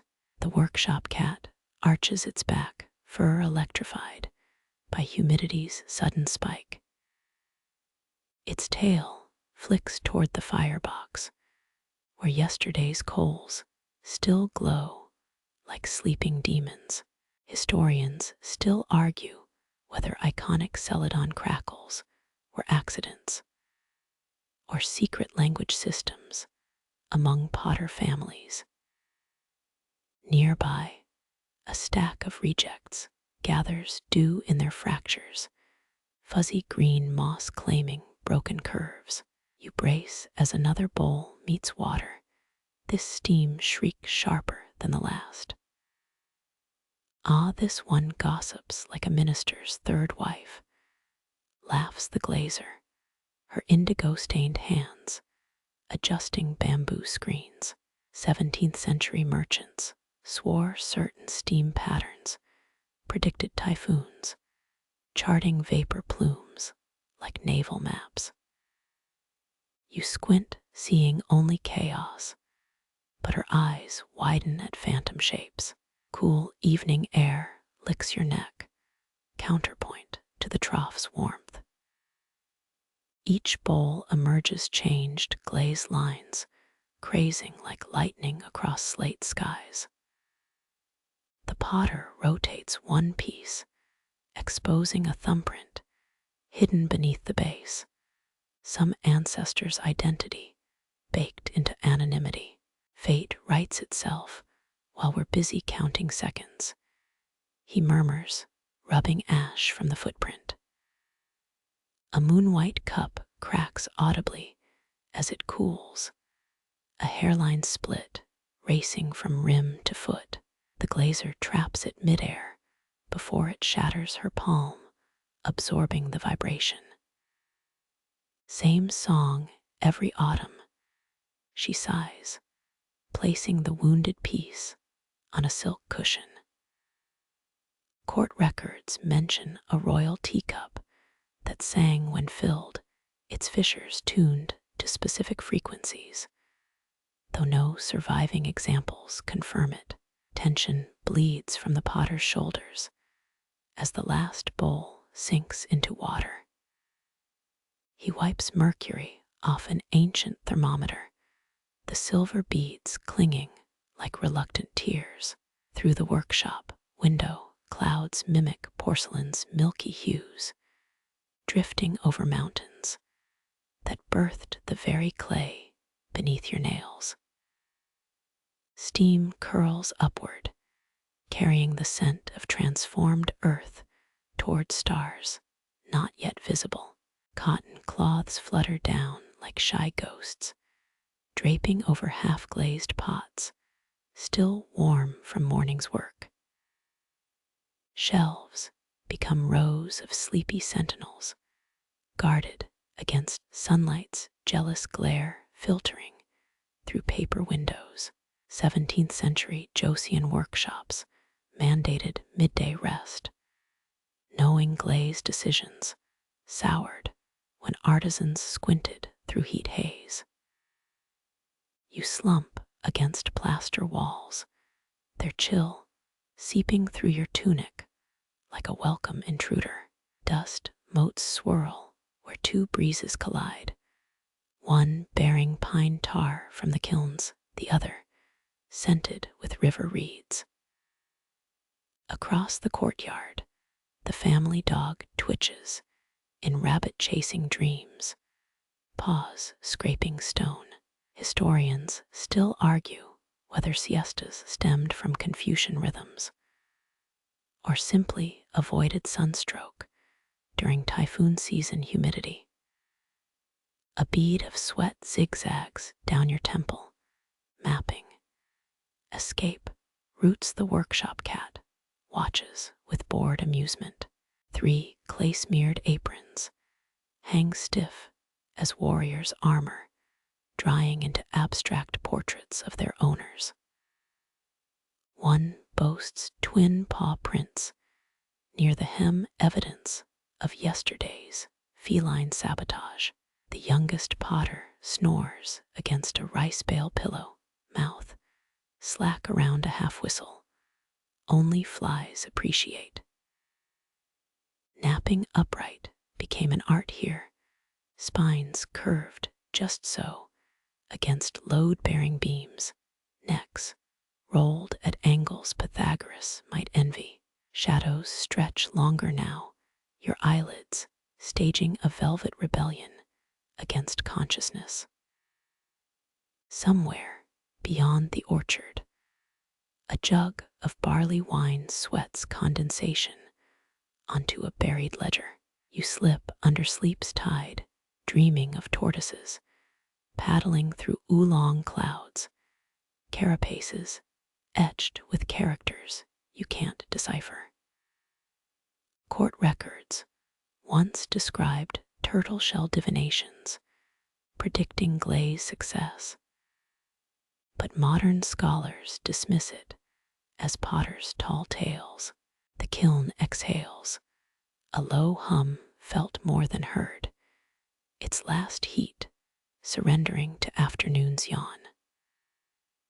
1 breeze nudges a drying cloth, shivering over curved porcelain bellies. A popular folktale claims Glaze formulas appeared in dreams, delivered by tipsy mountain spirits, disguised as blind minstrels. You smile, half drowned in your vision, where obsidian-shelled tortoises now balance teacups on their noses. Fingers brush your shoulder, startling you back into the workshop's golden haze. The grandmother offers chrysanthemum tea, her sleeves rustling like pages in a monastery library. Rats, you almost deciphered those cloud script carapaces. Sleep sweat spoils Glaze faster than spring rain. She chides, wiping your damp brow with her sash. 17th century, kiln logs warned against napping near unfired pieces, body moisture allegedly cursing them to crack. Outside, a wilting cucumber vine taps Morse code against the roof tiles. Historians still argue whether 16-ton kilns truly sang bass notes during full moon coolings, or if potters lied to impress drunk samurai buyers. You sip bittersweet tea, tartness scrubbing dreams from your tongue. The courtyard cat now batters a clay mouse, probably modeled after some ancestor's nemesis. Squares of sunlight have migrated, warming different patches of floor, like nomads chasing forgotten seasons. Glaze buckets, where damp cloth crowns to prevent crusting, their contents dreaming of lesser metamorphoses. That tortoise was definitely waving, you swear, before grandmother's tea intervened. Maybe next nap you'll ask why crustaceans never feature in ceramic prophecies. A cool draft snakes through the workshop, playfully ruffling the protective shrouds. Half your brain still swims through those tea-stained clouds, nostrils imaginary full of brine and petrichor. The family stirs collectively, shoulders cracking in unison, kneading sleep-knotted muscles. Their yawns sound like distant foghorns, signaling the end of heat's fragile truce. Kiln doors creak awake, beginning the slow argument with gravity and flame anew. Moonlight stripes the crushed shell path, where 47 ruined cups lie, each mapped to an abacus bead, gleaming like a frozen tear. The elder kneels in dust gray as a heron's throat, nudging wooden counters leftward. Potters across the Joseon dynasty paid taxes in silver for royal commissions, each failed kiln diminishing household ledgers, until rats abandoned empty storehouses. Wind lifts the hem of his night robe, stinking of pine resin and unspoken dread. You count fractures alongside him, 3 radial breaks, equaling 1 silver coin under Kangwa treaty codes. Tonight's moon feels complicit, casting sharp shadows that multiply the shards at your feet. Some say mountain spirits jostle abacus frames at dawn, distorting tallies to spare bankrupt families. His thumb hesitates over a chipped jade bead, representing summer's Celadon catastrophe. Historians still argue whether debits got scratched onto ox bones or boiled away with debtors' tears. Frost nips your knuckles as you arrange debris, crescent-shaped failures hugging bowl bases like scorned lovers. 3 generations ago, forested hills yielded straight pines, perfect for even kiln heat. Now scraggly saplings warp noble firings, forcing potters to burn mulberry bribes by the cord. A roomy-eyed clerk once documented fuel surcharges in cinnabar ink, his ledger buried beneath the persimmon tree to evade royal auditors. Warehouse walls exhale memories. Cool clay, once stacked 9 feet high for Kyoto-bound ships. The eldest's abacus clicks like a dying insect, 50 beads now crammed onto the lost side. Monsoon floods drowned 83 pieces last July, their sediment layers still whispering in the riverbank sludge. Scholars whisper that Edo merchants weighed moon phases before accepting Joseon shipments, superstitious fools frightened by firing date numerology. You find a teacup split cleanly, its twin dragons now beheaded by the stress of uneven cooling. Muscles quiver in the elder's jaw, flickering like the oil lamp, threatening to gutter out. While court ladies played string instruments, potters perfected fake glaze fractures to disguise genuine flaws. One notorious kiln master painted crackle patterns with boar bristle brushes, swindling inspectors for 17 years. Dew soaks through your leggings. Earth's slow bleeding before dawn reclaims the land. The abacus shudders as he slides a final bead west, its hollow core whistling a 2-note lament. Bands of humidity warp greenware yearly, yet imperial envoys demanded dragon phoenix, faces taller than plum trees. Oddly, no records confirm whether the king's own palace ever received these impossible commissions. Wind riffles through the discard pile, fluting across broken lips that once promised perfect pour velocity. 5 generations of pottery cats refused to drink from chipped vessels, preferring puddles flavored with frog spawn. Your thumbnail traces a shard's cruel edge, blood blooming, where white glaze meets dawn-pinked skin. Foxfire sometimes drills phosphorescent tunnels through failed pieces. Townsfolk call them ghost kilns, lighting the woods with deceitful beauty. Eastward, a single bead glows under feeble lamplight, rubbed smooth by 7 decades of disaster math. Historians still argue whether managers sacrificed flawed pots to river gods or just dumped them where tax assessors wouldn't sniff them out. Mountain silhouettes yawn wide, swallowing the abacus tally like loose teeth dropped into a canyon's throat. 3 kingfishers streak toward mist-swollen valleys, their blue backs mirroring lost ceramic glazes too precious to replicate. The elder rises, knees popping like greenwood splitting in a bonfire. He pockets 3 beads, interest owed to a pawnbroker in the next valley. His tread crushing shards into finer and finer regret. This year's tally surpasses last autumn's by 19, each bead clicking through time towards some inevitable bankruptcy moon. First light reveals the abacus cradled in dust, framed by paw prints from the workshop cat, who judges failures by how well they hold rainwater.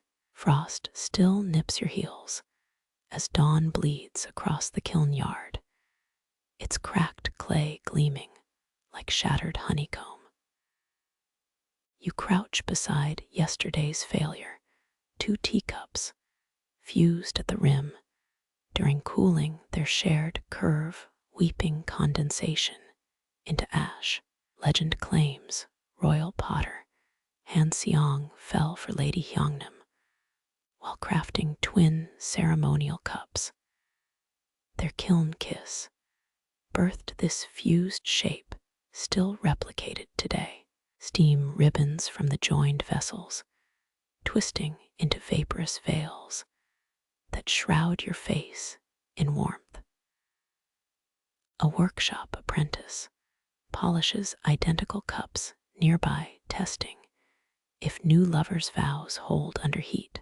His knuckles whiten around a betrothal ribbon, silk threads, gifted by some village sweetheart. Joseon nobility often exchanged Celadon instead of rings, proof their affections could withstand fire's judgment.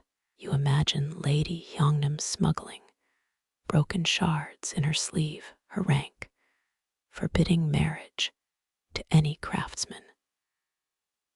Modern historians found Celadon slivers buried beneath palace walls, perhaps her secret kiln petitions. The foreman spits into kindling. Don't touch those lovers' cups. Till full noon, their breathers. Moon-cooled clay allegedly holds nights, regrets, warping devotion under sunrise glare. One moonless firing birthed ghosts, souls jammed between life and afterlife. Claim old wives.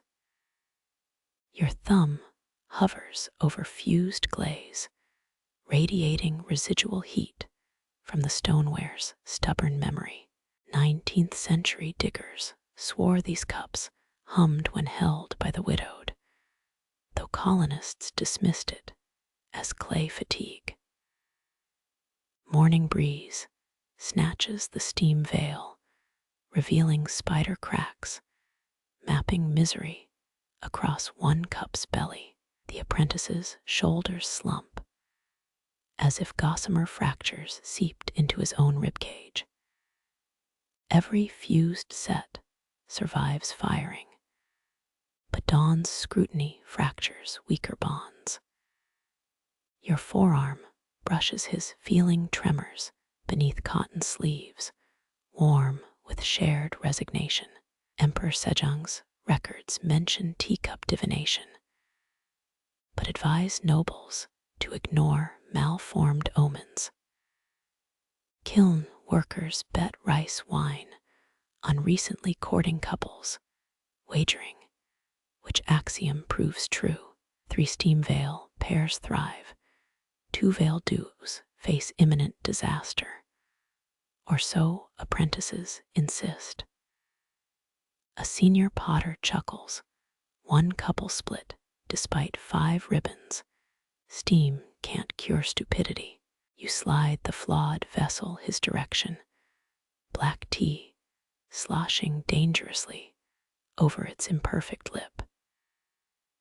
Town ledgers list 64 annulments blamed on ill-constructed cups, 1,700 more blamed on in-laws. Sunlight spikes through cracks, etching jagged fault lines across your palm. The foreman scrapes midnight ash from the kiln mouth, perhaps searching for clumped fragments of Han and Gyeongnam's story. Some claim royal guards melted their remains inside the first inferno, immortalizing passion within ceramic marrow. You exhale slowly, breath distorting the steam into misshapen hearts before they unravel.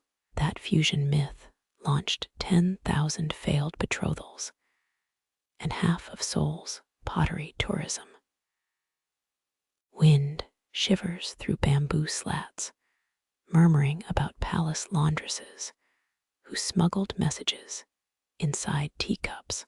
Lady Gyeongnam's confession supposedly hides beneath 13 glaze layers, still unreadable despite museum lasers.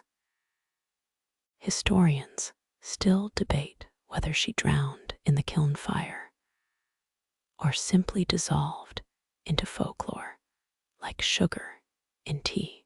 Your knee pops as you rise, joints complaining like damp wood chucked onto coals. The apprentice smashes the fractured cup against a well-stone, ceramic teeth flying toward cicada-loud pines. His betrothal ribbon catches midair, snagged by branches that clatter like drunkards' chopsticks. Forged vows require grounding ceramic dust worked back into raw clay, says the foreman. Sky pivots from bruised plum to boiled radish white, sunrise bleaching superstition into awkward fact. Maybe those fused cups were just uneven glaze shrinkage, but ruin feels personal when love's involved. You pocket a curved fragment, sharp edge, wrapped in mulberry paper, pilfered from glaze logs. Lunch buckets clang open, pickled onions scenting the air vinegary and bright. Across centuries, kiln workers have munched radishes while debating romance's odds against thermodynamics. Steam ribbons thicken above the remaining twin cup, forming a gauzy archway leading nowhere. Another couple arrives, hands clasped tight as stacked rice bowls, hopes steaming hotter than the kiln itself. The woman laughs untempered, an untested cup's reckless glaze, while her partner scrapes mud from boot soles. You recall 3 generations of great uncles, shattering confidence like faulty greenware.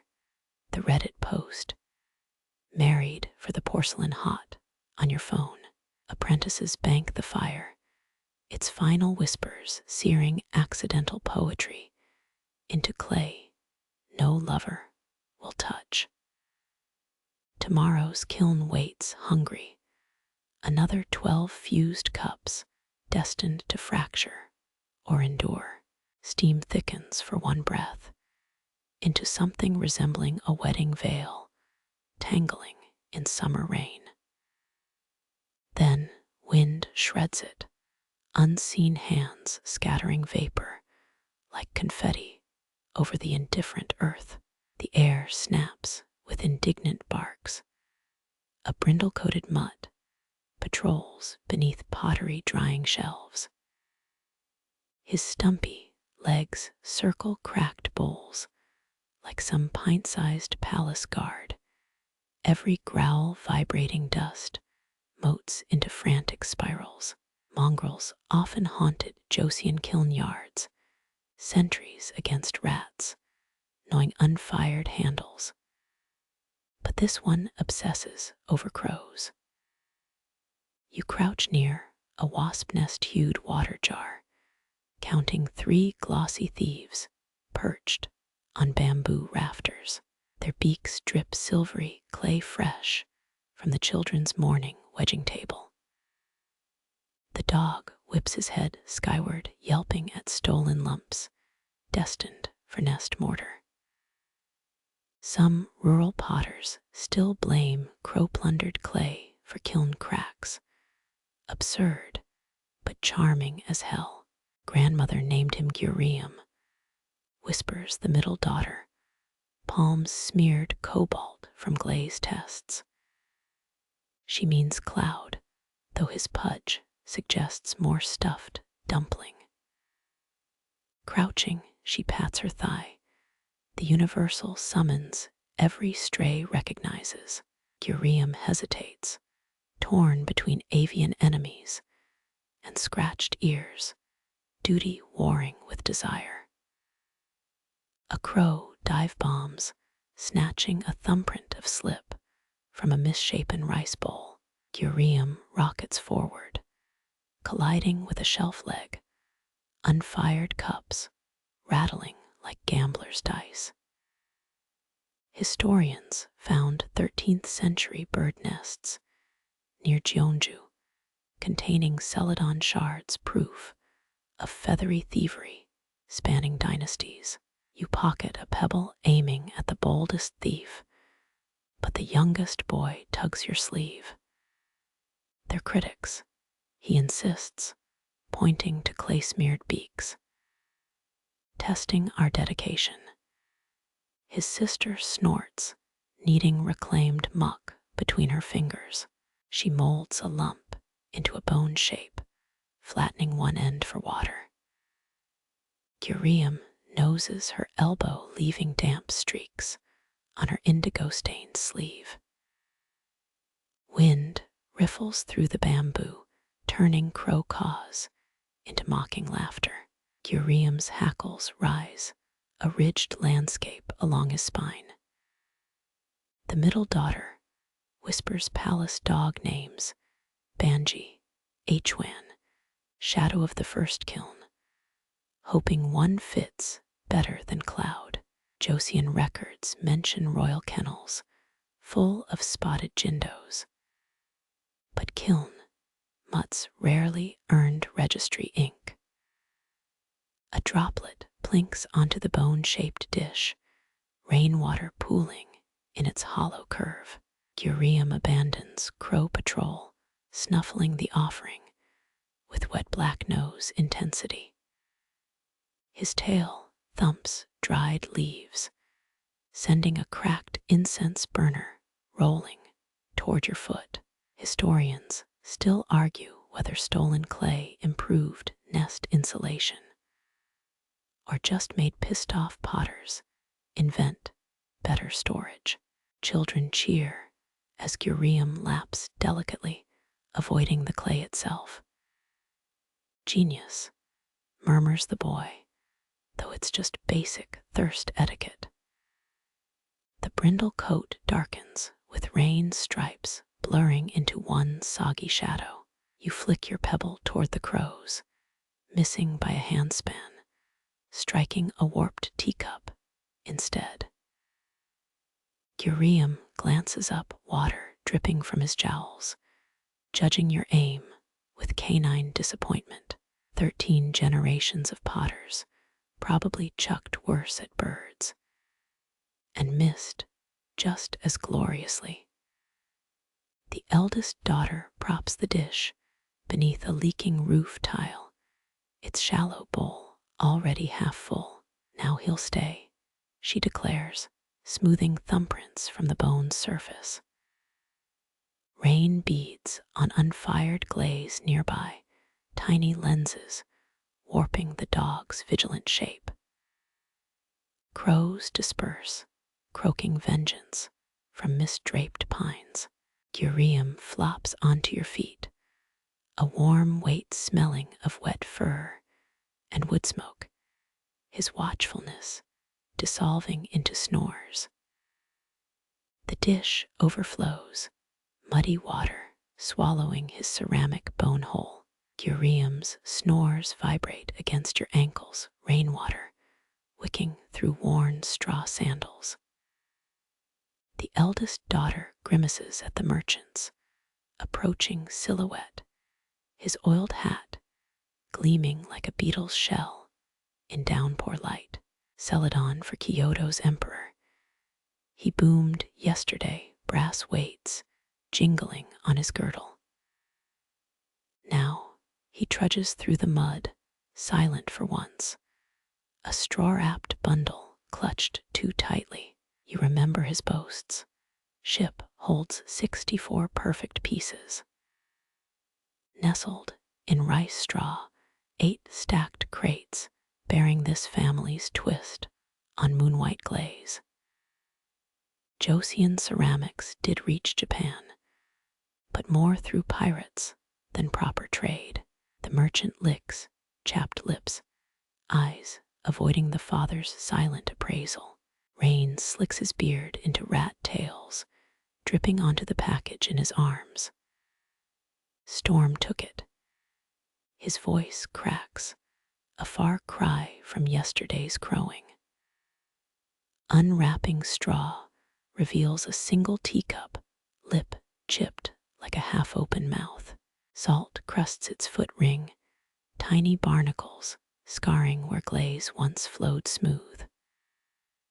The father rotates the cup, thumb testing its jagged edge. Some wreck divers whisper of ghost ships near Tsushima Strait.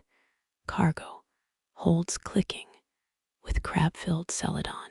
The middle daughter fingers her indigo-stained apron, staring at the barnacles. Proof, the merchant insists, pushing the cup forward. You note barnacle patterns, how they cluster like desperate fingers gripping the clay. Historians still argue whether royal kilns bribed sea captains to lose inferior batches, avoiding the shame of rejected wares.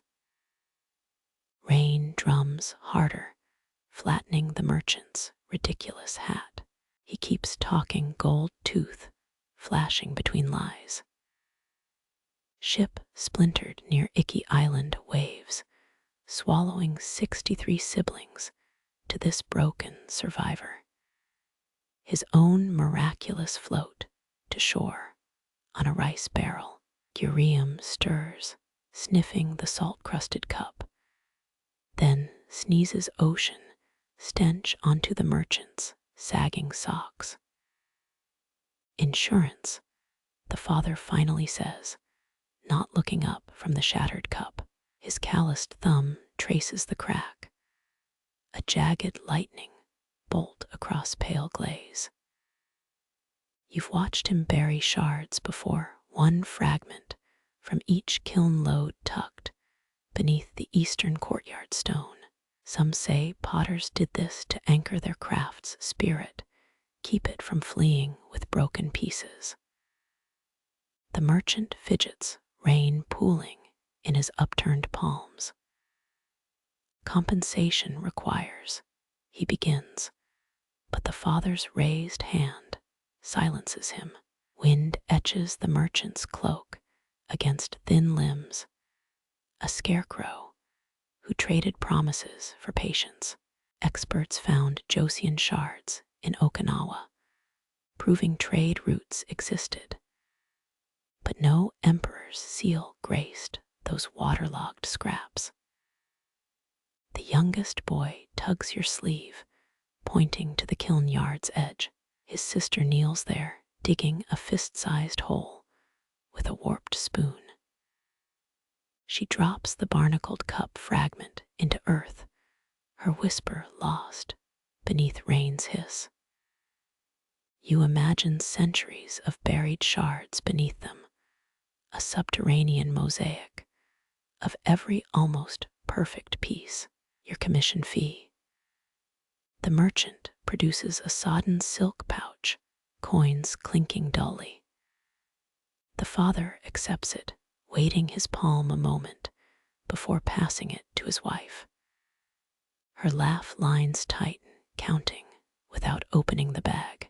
64 pieces promised, 63 sunk. Yet payment feels lighter than yesterday's advance. Thunder groans, Gurium's ears swiveling toward unseen lightning. The merchant backs away, steps hurried like a man chased by waves. The eldest daughter spits into mud where he stood, her saliva swirling into nothingness. Some potters cursed the East Sea for swallowing their work. Others thanked it for hiding their flaws. Dusk bleeds into the courtyard, gray light clinging to wet clay. The father kneels beside his daughter's tiny grave for porcelain, adding today's shard to their mosaic of near misses. Archaeologists once excavated a kiln site near Busan, finding 300 such burial pits, none deeper than a child's forearm. You crouch beside him, fingering cold scraps from earlier firings. Each shard holds its own silence. No crow stole these, no merchant drowned them. Rain softens the fragments' edges, barnacles weeping briny tears. Historians still argue whether these burials were ritual or just pragmatic farmers hiding evidence of imperfect harvests. Wind carries, the merchant's last lies westward, toward mountains who remember truer stories. The wife divides coins into 7 clay bowls, 1 for each family member, 2 for replenishing stolen river clay. Her fingers hesitate over the 7th bowl, the one reserved for misfired pieces, and drops an extra coin inside. Seabed royalties, she murmurs, though everyone hears. The youngest boy giggles, poking Gurium's damp fur. Rain thins to mist, muffling the kiln yard in woolen quiet. You press a palm against buried shards beneath the soil, their chill creeping up your wrist like roots seeking warmth. Moonrise finds the family eating barley noodles from unchipped bowls, steam fogging their tired faces. Nobody mentions the merchant or the 63 ghosts sinking deeper into silt tonight. The father taps his chopstick against his bowl, a hollow knell echoing their buried shards. Later, you glimpse the eldest daughter scrubbing barnacles from that salvaged cup. Her brush rasps like waves, retreating over gravel, each stroke exposing more glaze beneath salt crust. She hums, low and tuneless, as if singing lullabies to drowned porcelain. Moonlight glints on the chip's edge, a crescent mirroring the one overhead. Gurium noses your hand, smelling sea salt still clinging to your nails. Some strays dig up buried shards, mistaking them for bones. But this one just snuffles your palm and sighs. You wonder if the merchant's ship carried other things, hidden beneath Celadon, silk scrolls, or ginseng roots perhaps. Crickets resume their shrilling, drowned out now by the mother's snoring. The cup, now barnacle-free, sits drying beside tomorrow's raw clay lumps. Its crack resembles a mountain gorge, or maybe just a lightning bolt frozen mid-strike. Historians found similar flawed pieces enshrined in Kyushu shrines, though nobody knows who carried them there. Midnight wind lifts the kiln's ash, powdering your sleeves with gray. The buried shard cools beneath its soil blanket, dreaming of barnacles and brine. Somewhere far east, waves lap against 63. Unseen, curves their glazes dissolving into currents that neither Seoul nor Kyoto will ever drink from again. You press your ear to the courtyard stone, listening.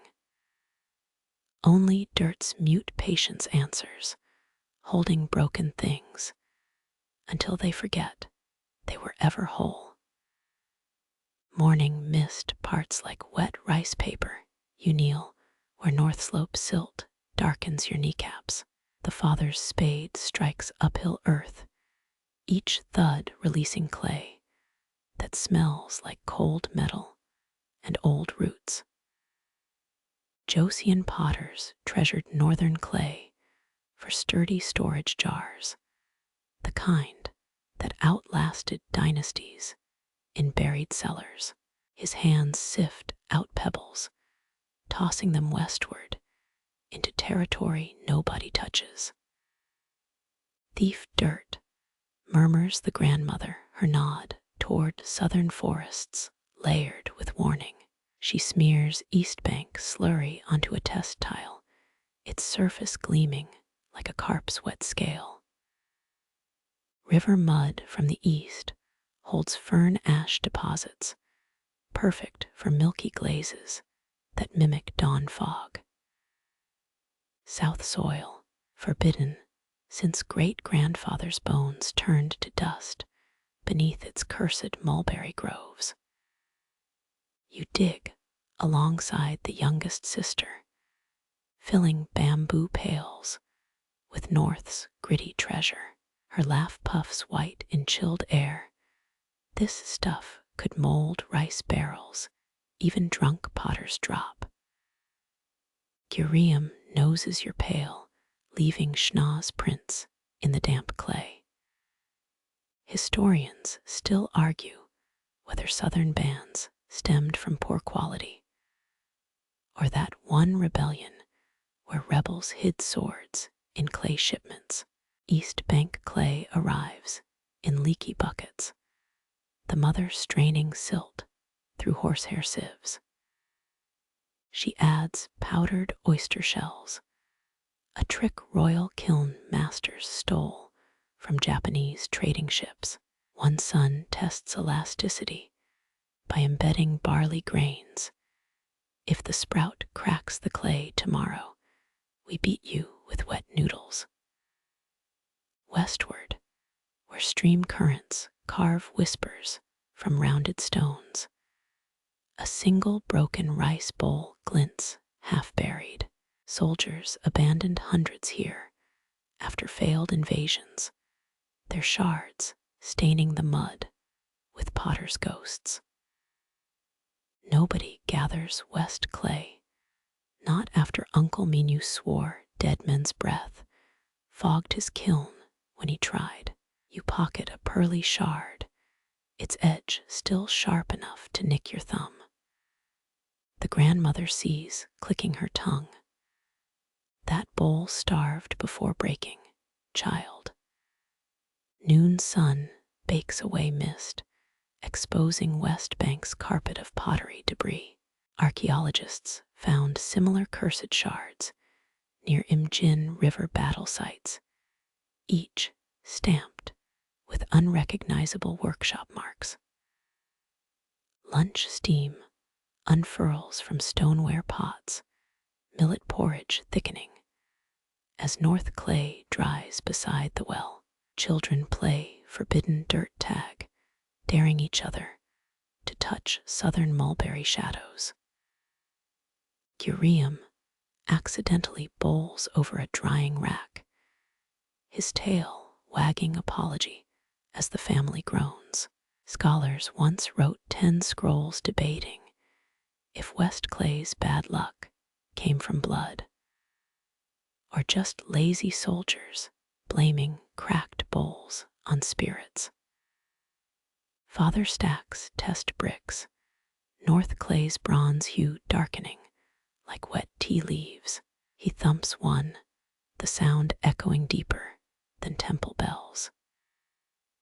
East Glaze slurry drips lazily, a honey-thick sheen pooling over coconut husk ash. Your West Bank shard warms in your palm, pulsing faintly, or maybe that's just leftover sleep in your veins. Grandmother crushes cobalt stones into East Glaze, nothing from South, not even spit in the mix. She winks, tapping her temple. A 1632 kiln log mentions a potter fired South Clay once, and his entire village developed rashes shaped like miniature daggers. Experts dismiss it as mold allergies. Still, nobody tests it. Sunset stretches the kiln yard's shadows, North Clay vessels now bone dry and thirsty for fire.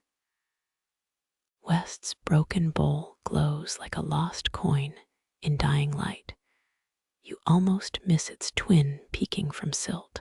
Historians still argue if West Bank taboos began with war, or older tales of earth spirits jealously guarding their mud.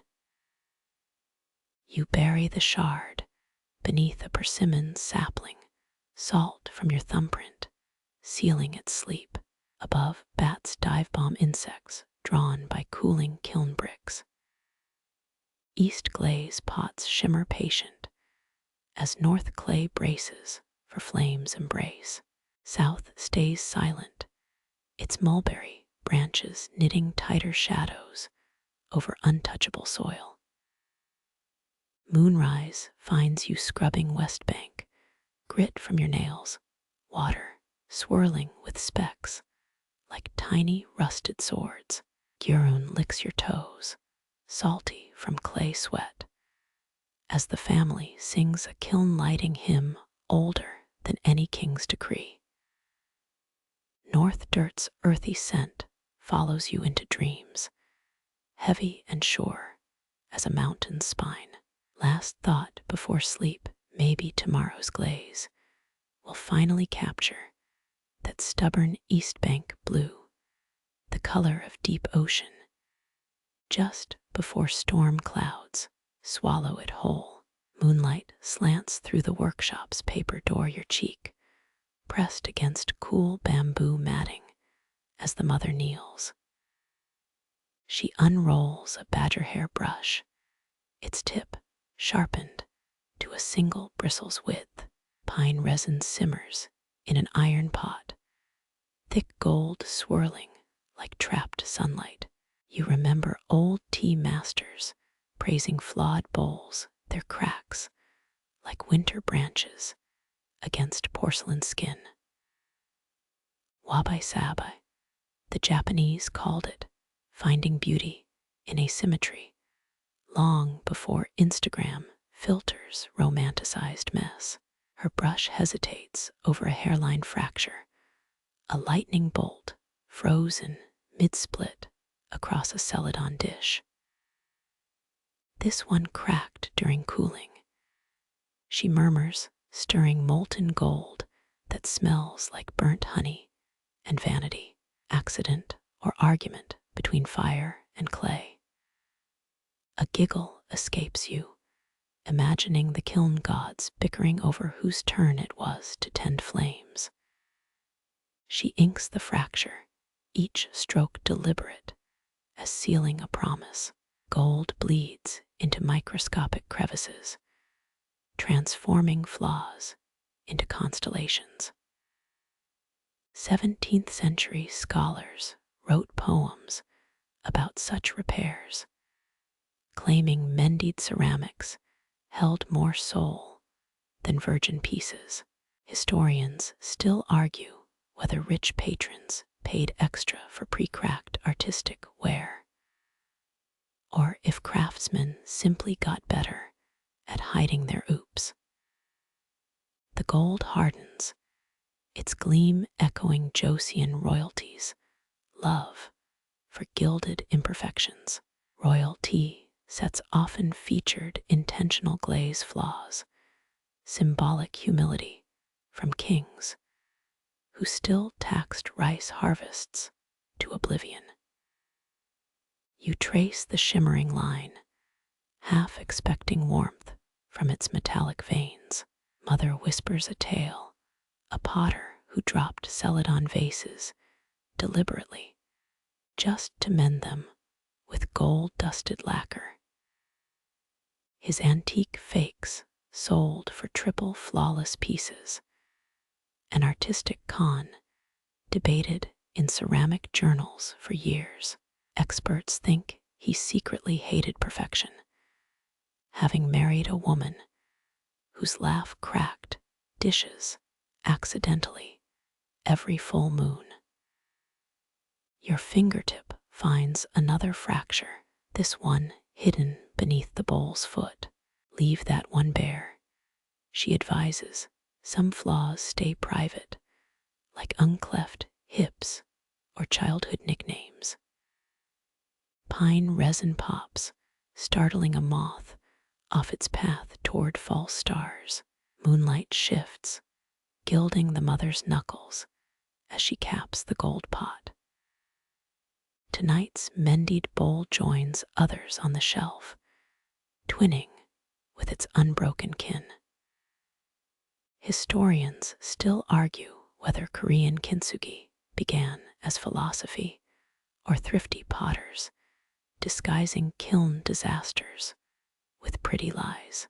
You think of yesterday's West Bank shard buried, but still humming beneath persimmon roots. Maybe future diggers will unearth this bowl, puzzling over why someone gilded a crack barely visible to ants. Outside, the kiln exhales residual warmth, its breath carrying whispers. Gold cools, sealing yesterday's mistake into tomorrow's heirloom. Indigo vapors rise from the dye vat, your nose wrinkling at the fermented scent of rotting leaves and metal. The dyer's daughter plunges hemp sleeves into midnight liquid, her hands vanishing into blue-black depths. Joseon law once restricted deepest indigo hues to nobility. Commoners, caught wearing court-grade dye-faced fines, amounting to 70 silk rolls. Her fingertips emerge stained, cuticles outlined like beetle-wing jewelry, hardened by centuries of swamp mud. You notice her hiding fists beneath apron folds whenever merchants visit, more ashamed of persistent dye than the pockmarks scarring her left cheek. Like trying to conceal peacock feathers in a chicken coop, you whisper, drawing her first smile since yesterday's washing disaster. The dye bath burps, releasing air bubbles that pop like tiny curses. Her grandmother insists the vat needs 3 live centipedes tossed in during full moons, promising darker blues than the king's own robes. Filthy insects, moral support, pick one. She grumbles, stirring the pot with bamboo split 80 times for luck. Historians still argue whether Joseon indigo vats included urine for pH balance, or if palace records scrubbed that detail for dignity. Sunset bleeds through workshop shutters, striping her indigo-crusted nails with temporary crimson. Night air stiffens the drying hemp, sleeves flapping like captured storm clouds above courtyard stones. You press a finger to an unfaded patch, your skin borrowing blue shadows for 7 heartbeats. Festival drums echo from the valley. Tonight's celebration demands unmarked hands for ribbon dances. She curls stained fingers inward, a human mimosa bud retreating from scrutiny. Earlier today, 3 suitors came inspecting her father's, Ware's fingers brushing hers as they praised artisanal hues unseen since Emperor Taezu's cerulean pajamas. One even asked permission to sketch her nails, wax parchment unfolding like a love letter to accidental art. Her youngest brother bursts in waving a radish carved into a crude dolphin. Sister, your hands match the deep-sea drawings in Auntie's forbidden book. She chases him with dye-dripping hands, your laughter catching on indigo-lined rafters. Moonrise finds her seated on the storage hut roof, palms upturned, as if collecting starfall. Below, fireworks dye the valley in fleeting rubies and emeralds, no color staying long enough to stain. You join her pointing out how villagers' lanterns mimic the distant glow of interloping steamships. Rumors say Portuguese sailors pay fortunes for Korean indigo, believing it mends fractured bones when boiled with turtle shells. Do you think she hesitates, rubbing a thumb over indigo-cracked knuckles? They'll still call this beautiful when factories print blue faster than persimmons spoil. A bat swoops past, its shadow momentarily gilding her fingernails black. Last festival light dies, leaving her hands glowing faintly in the dark, a human wick soaking in lunar oil. She uncurls her fists, slow as silk unfurling. The night applauds with cicada song, moon-washed ink pools on the grinding stone, its pine soot darkness swallowing flecks of mica. The youngest perches on a wobbling stool, pheasant feather, quill clenched in his fist like a stolen sword. Joseon kiln logs demanded precise records. Official scribes used badger hair brushes dipped in vermilion ink for auspicious counts. He plucks another iridescent plume from his waistband, its green-gold sheen smudged by clay dust fingerprints. Late grandfather taught him to write with tail feathers shed during autumn molts, free pens gifted by mountain spirits. Historians still argue whether children's kiln notes held legal weight or were merely practice sheets for future masters. Your shadow merges with his on the ledger page, a 2-headed scribe etching secrets into rice paper. Numbers stagger down columns, 11 Celadon bottles, 32 rice bowls, 1 lopsided sake cup accidentally kissed by flame. Between digits bloom doodles, fat rabbits gnawing crescent moon radishes, fire-breathing tortoises, merchants with comically enormous noses. Hush, don't tell father about grandfather pheasant, he whispers, tapping the quill against an inkwell shaped like a frog's gaping mouth. 3 dried persimmons bribe your silence, their sugared skins glistening like stolen amber.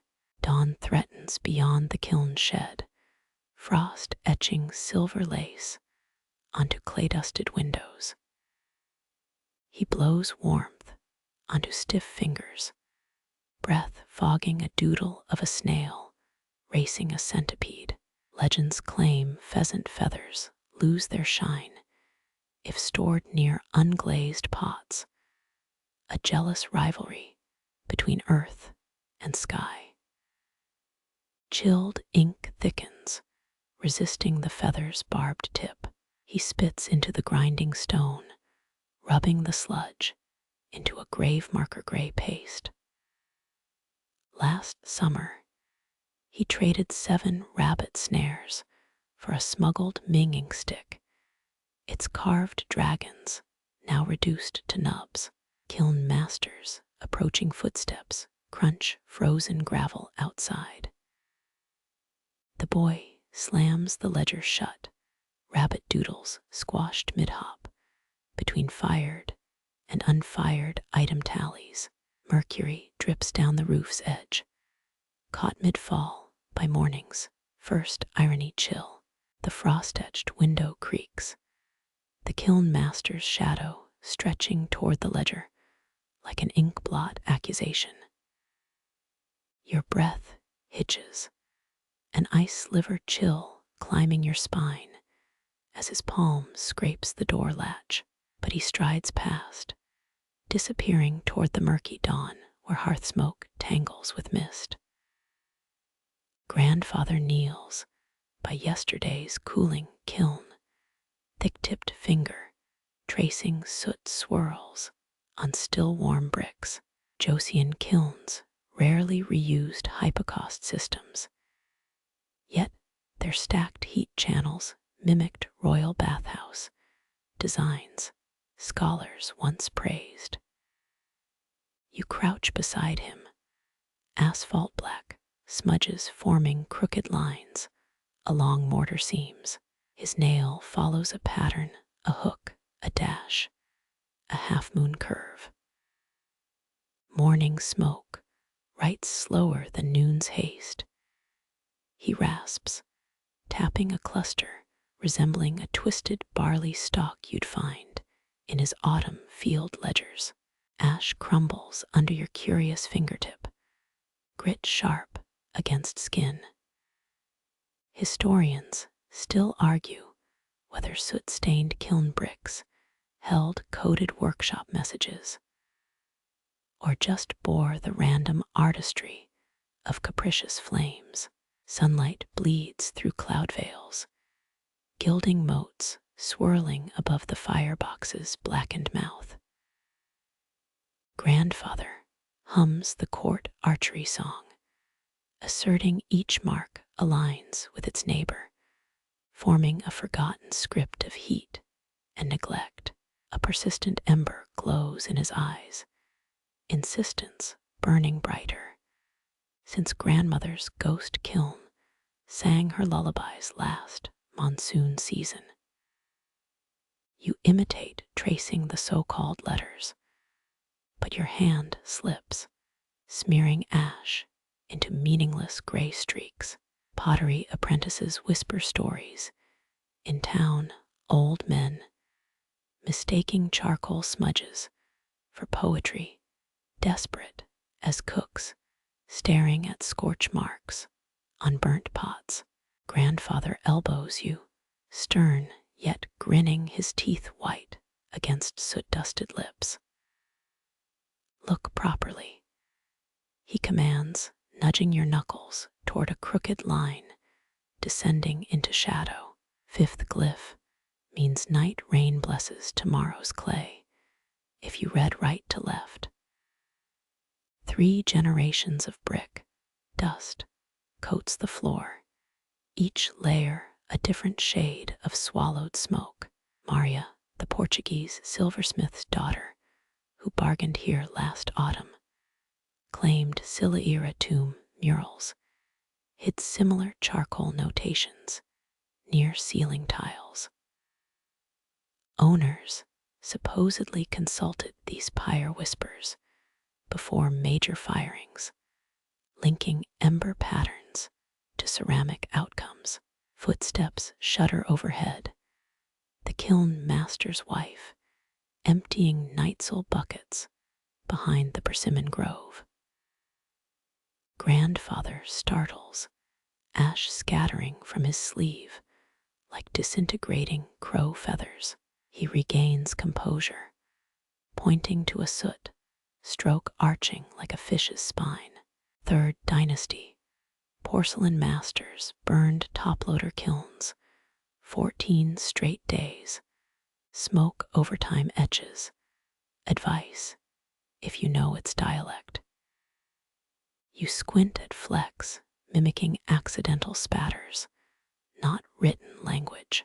Logic wars with affection for this stubborn elder who gifted you hot walnuts wrapped in lotus leaves during last winter's starvation weeks. Play along, trace another curved smudge. Pretend it resembles Jeju Island's curved horse-breeding script from your discarded history primers. Dangerous to ignore ash prophecies.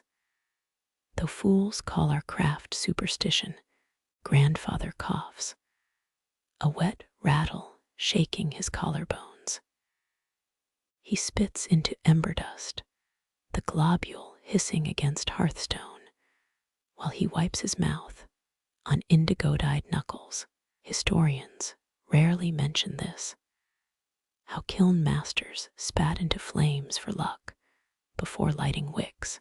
Morning brightness exposes so-called symbols as mere combustion residue, blackened mortar cracks, fly specks, years of accumulated grime. Yet grandfather's faith holds warmth, a hearth within the hearth. Under his guidance, you sketch matching marks onto a broken shard, hand trembling like during your first failed glaze attempt. Imperial record keepers scorned kiln smoke literacy, yet 15 lost alphabets slept forgotten beneath palace libraries. He snaps a brick fragment loose, revealing older charcoal strokes calcified beneath. Centuries talk louder than emperors. Wind funnels down the chimney, scattering your makeshift notebook shards. The kiln master shouts from the mulberry grove, ordering clay pugging before afternoon frost sets in.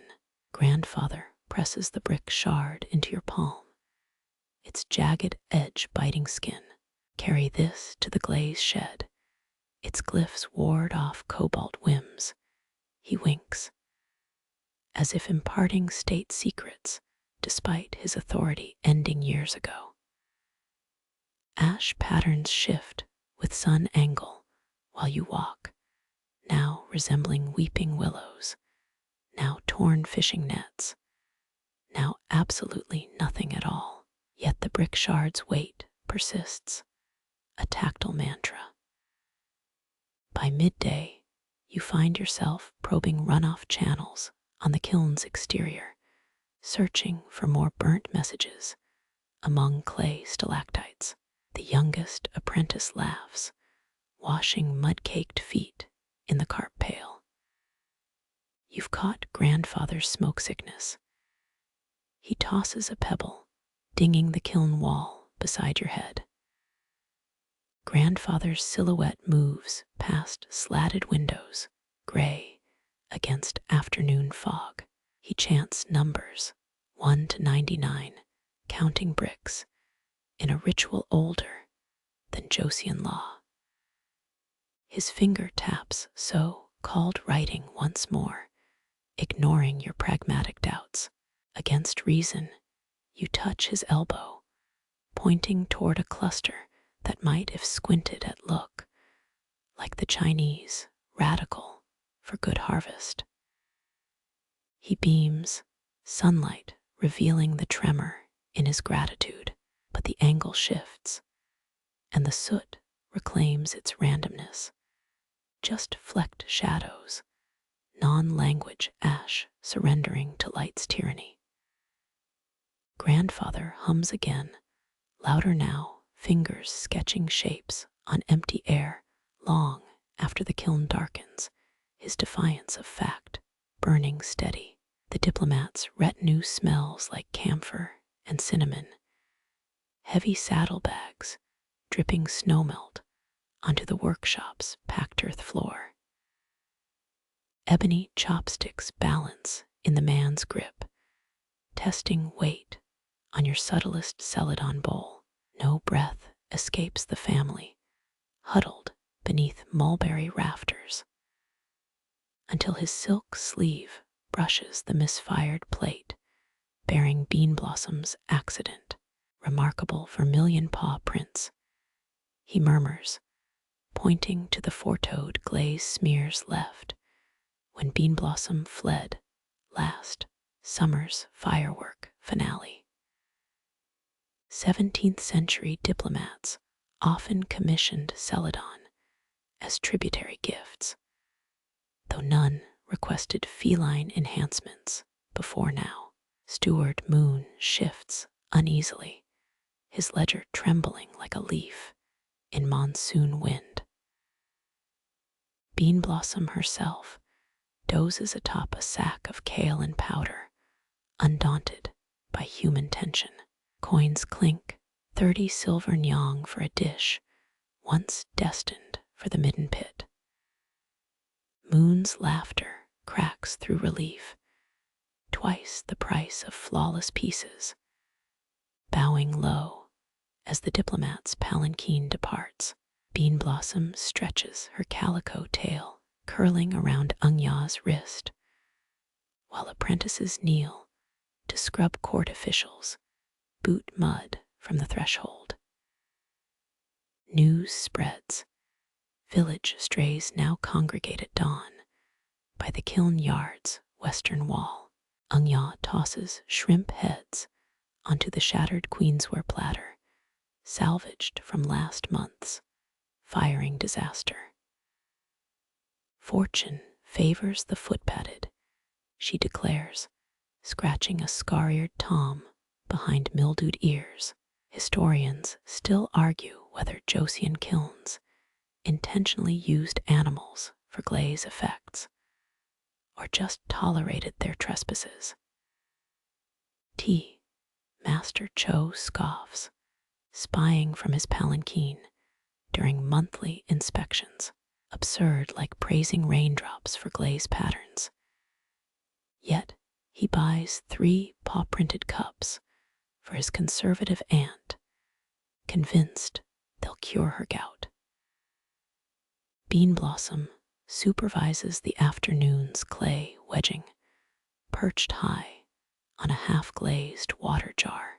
Ya saves her crusts, cut into crescent moons to match the cat's claw tips. One apprentice sketches the scene, Bean Blossom looking regal as mountain mist crown, but charcoal smears when she swats a trespassing sparrow. Grandfather limps into the yard, his arthritis worse since winter's first freeze. He taps Bean Blossom's nose with a silt-caked fingernail. 12 households once culled cats. They thought spirit demons rode on black tails. A chuckle rattles his ribs, nodding toward Ya dropping dried anchovy offerings by the shard pile. Sunset stains the western hills crimson, emboldening the strays. They weave between potters' legs, stealing warmth from cooling kilns, their bellies plump with gratitude and stolen rice cakes. Ya hums while washing Bean Blossom's favorite dish, its rim chipped during yesterday's grand festival chaos.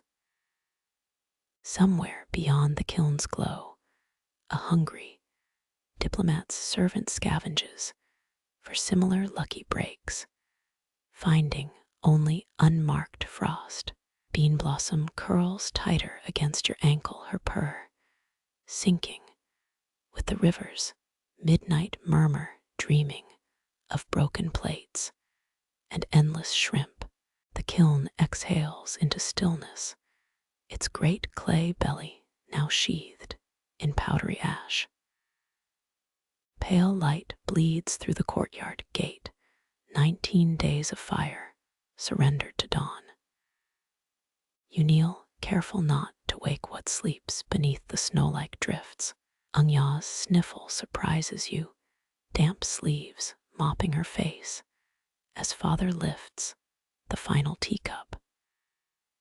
Its curve holds captive. Yes, the exact jade hue grandmother described, that mythic green brewed in imperial kilns during King Sejong's reign. Scholars agree royalty favored this glaze, but debate whether recipes called for crushed nephrite or malachite dust. Father rotates the cup, 19 nights of flame distilled into its luminous skin. Moonlight trapped between glaze layers stirs like liquid beneath his calloused thumb. Some village elders insist waning moons strengthens Celadon, a claim dismissed by university professors, but sworn by every potter you've met. Grandfather limps forward, joints crackling like kindling. His palm cups the bowl's base, testing weight. Carries the river's patience. He decides, ash powdering his beard like premature frost. Mother unwraps fermented quince, its honeyed tang cutting through the kiln's lingering smoke. Each slice laid on the furnace bricks, one per firing night, a caramelized thank you to capricious flame gods. Apprentices crouch, lids heavy after their vigil kimono hems soaking in dew. Bean blossom bats at Angya's trailing sash, long past her usual shrimp begging hour.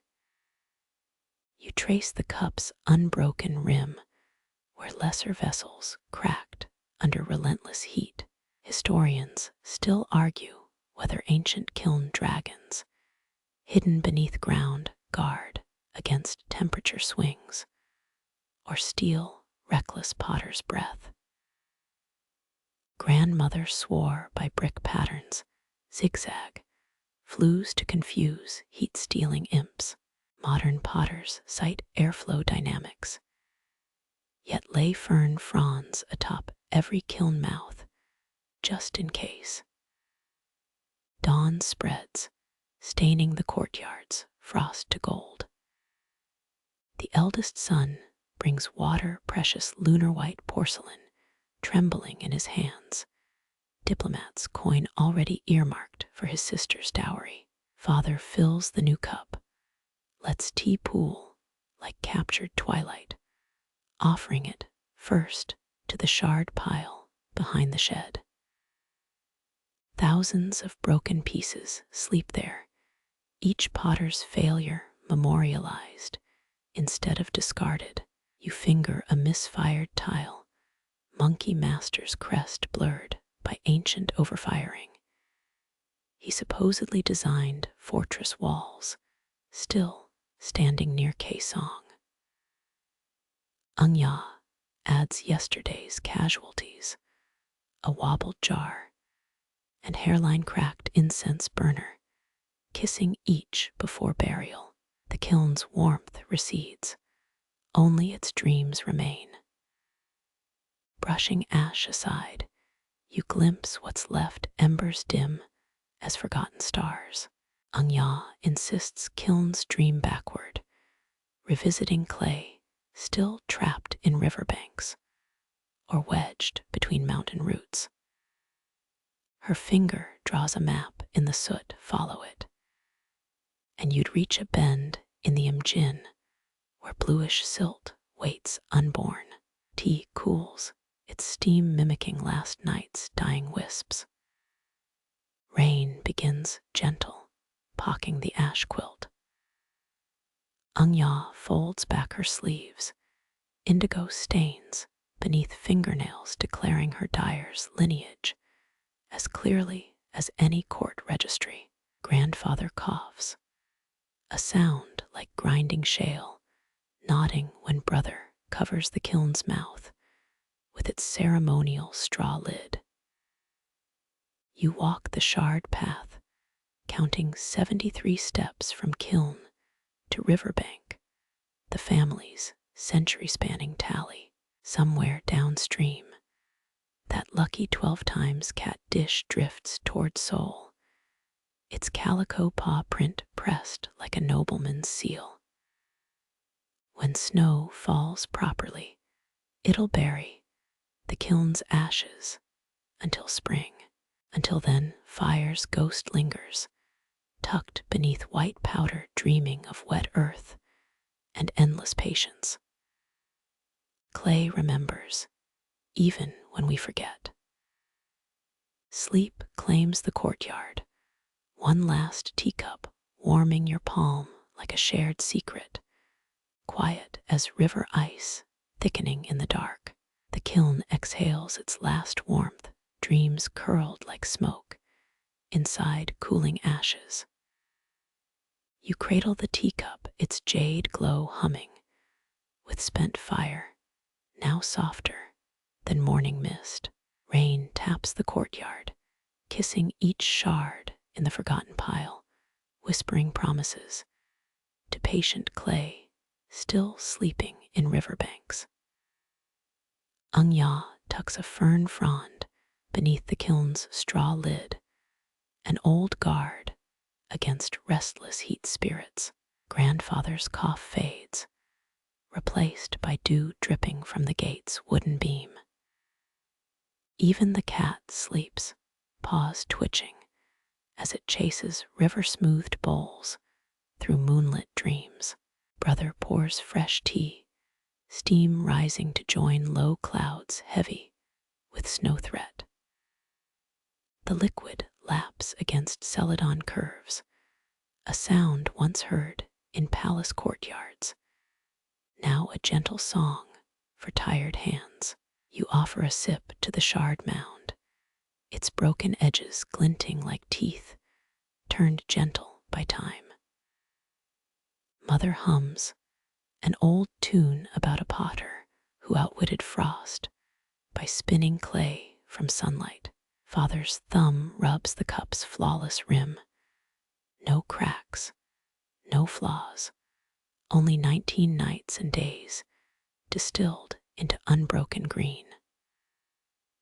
Modern experts would credit airflow, careful glaze chemistry.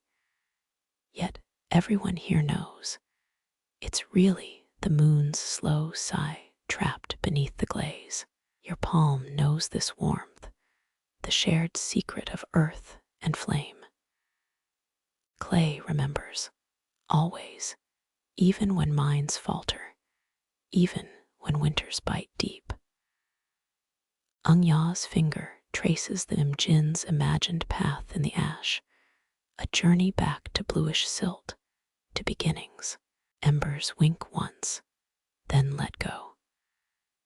Snowflakes drift, quiet as dust, settling on old glaze recipes, until white quilts the kiln and all its dreaming. Clay can wait, held in the river's crooked elbow, knowing spring will return, knowing hands will always hunger to shape what slumbers beneath. Your eyelids grow heavy, tea cooling beside the now silent kiln. The final sip warms your throat like a story told in whispers, like river ice humming night songs. Breathe deep ashes and frost and all things slow, and let sleep pull its soft lid over the waiting world.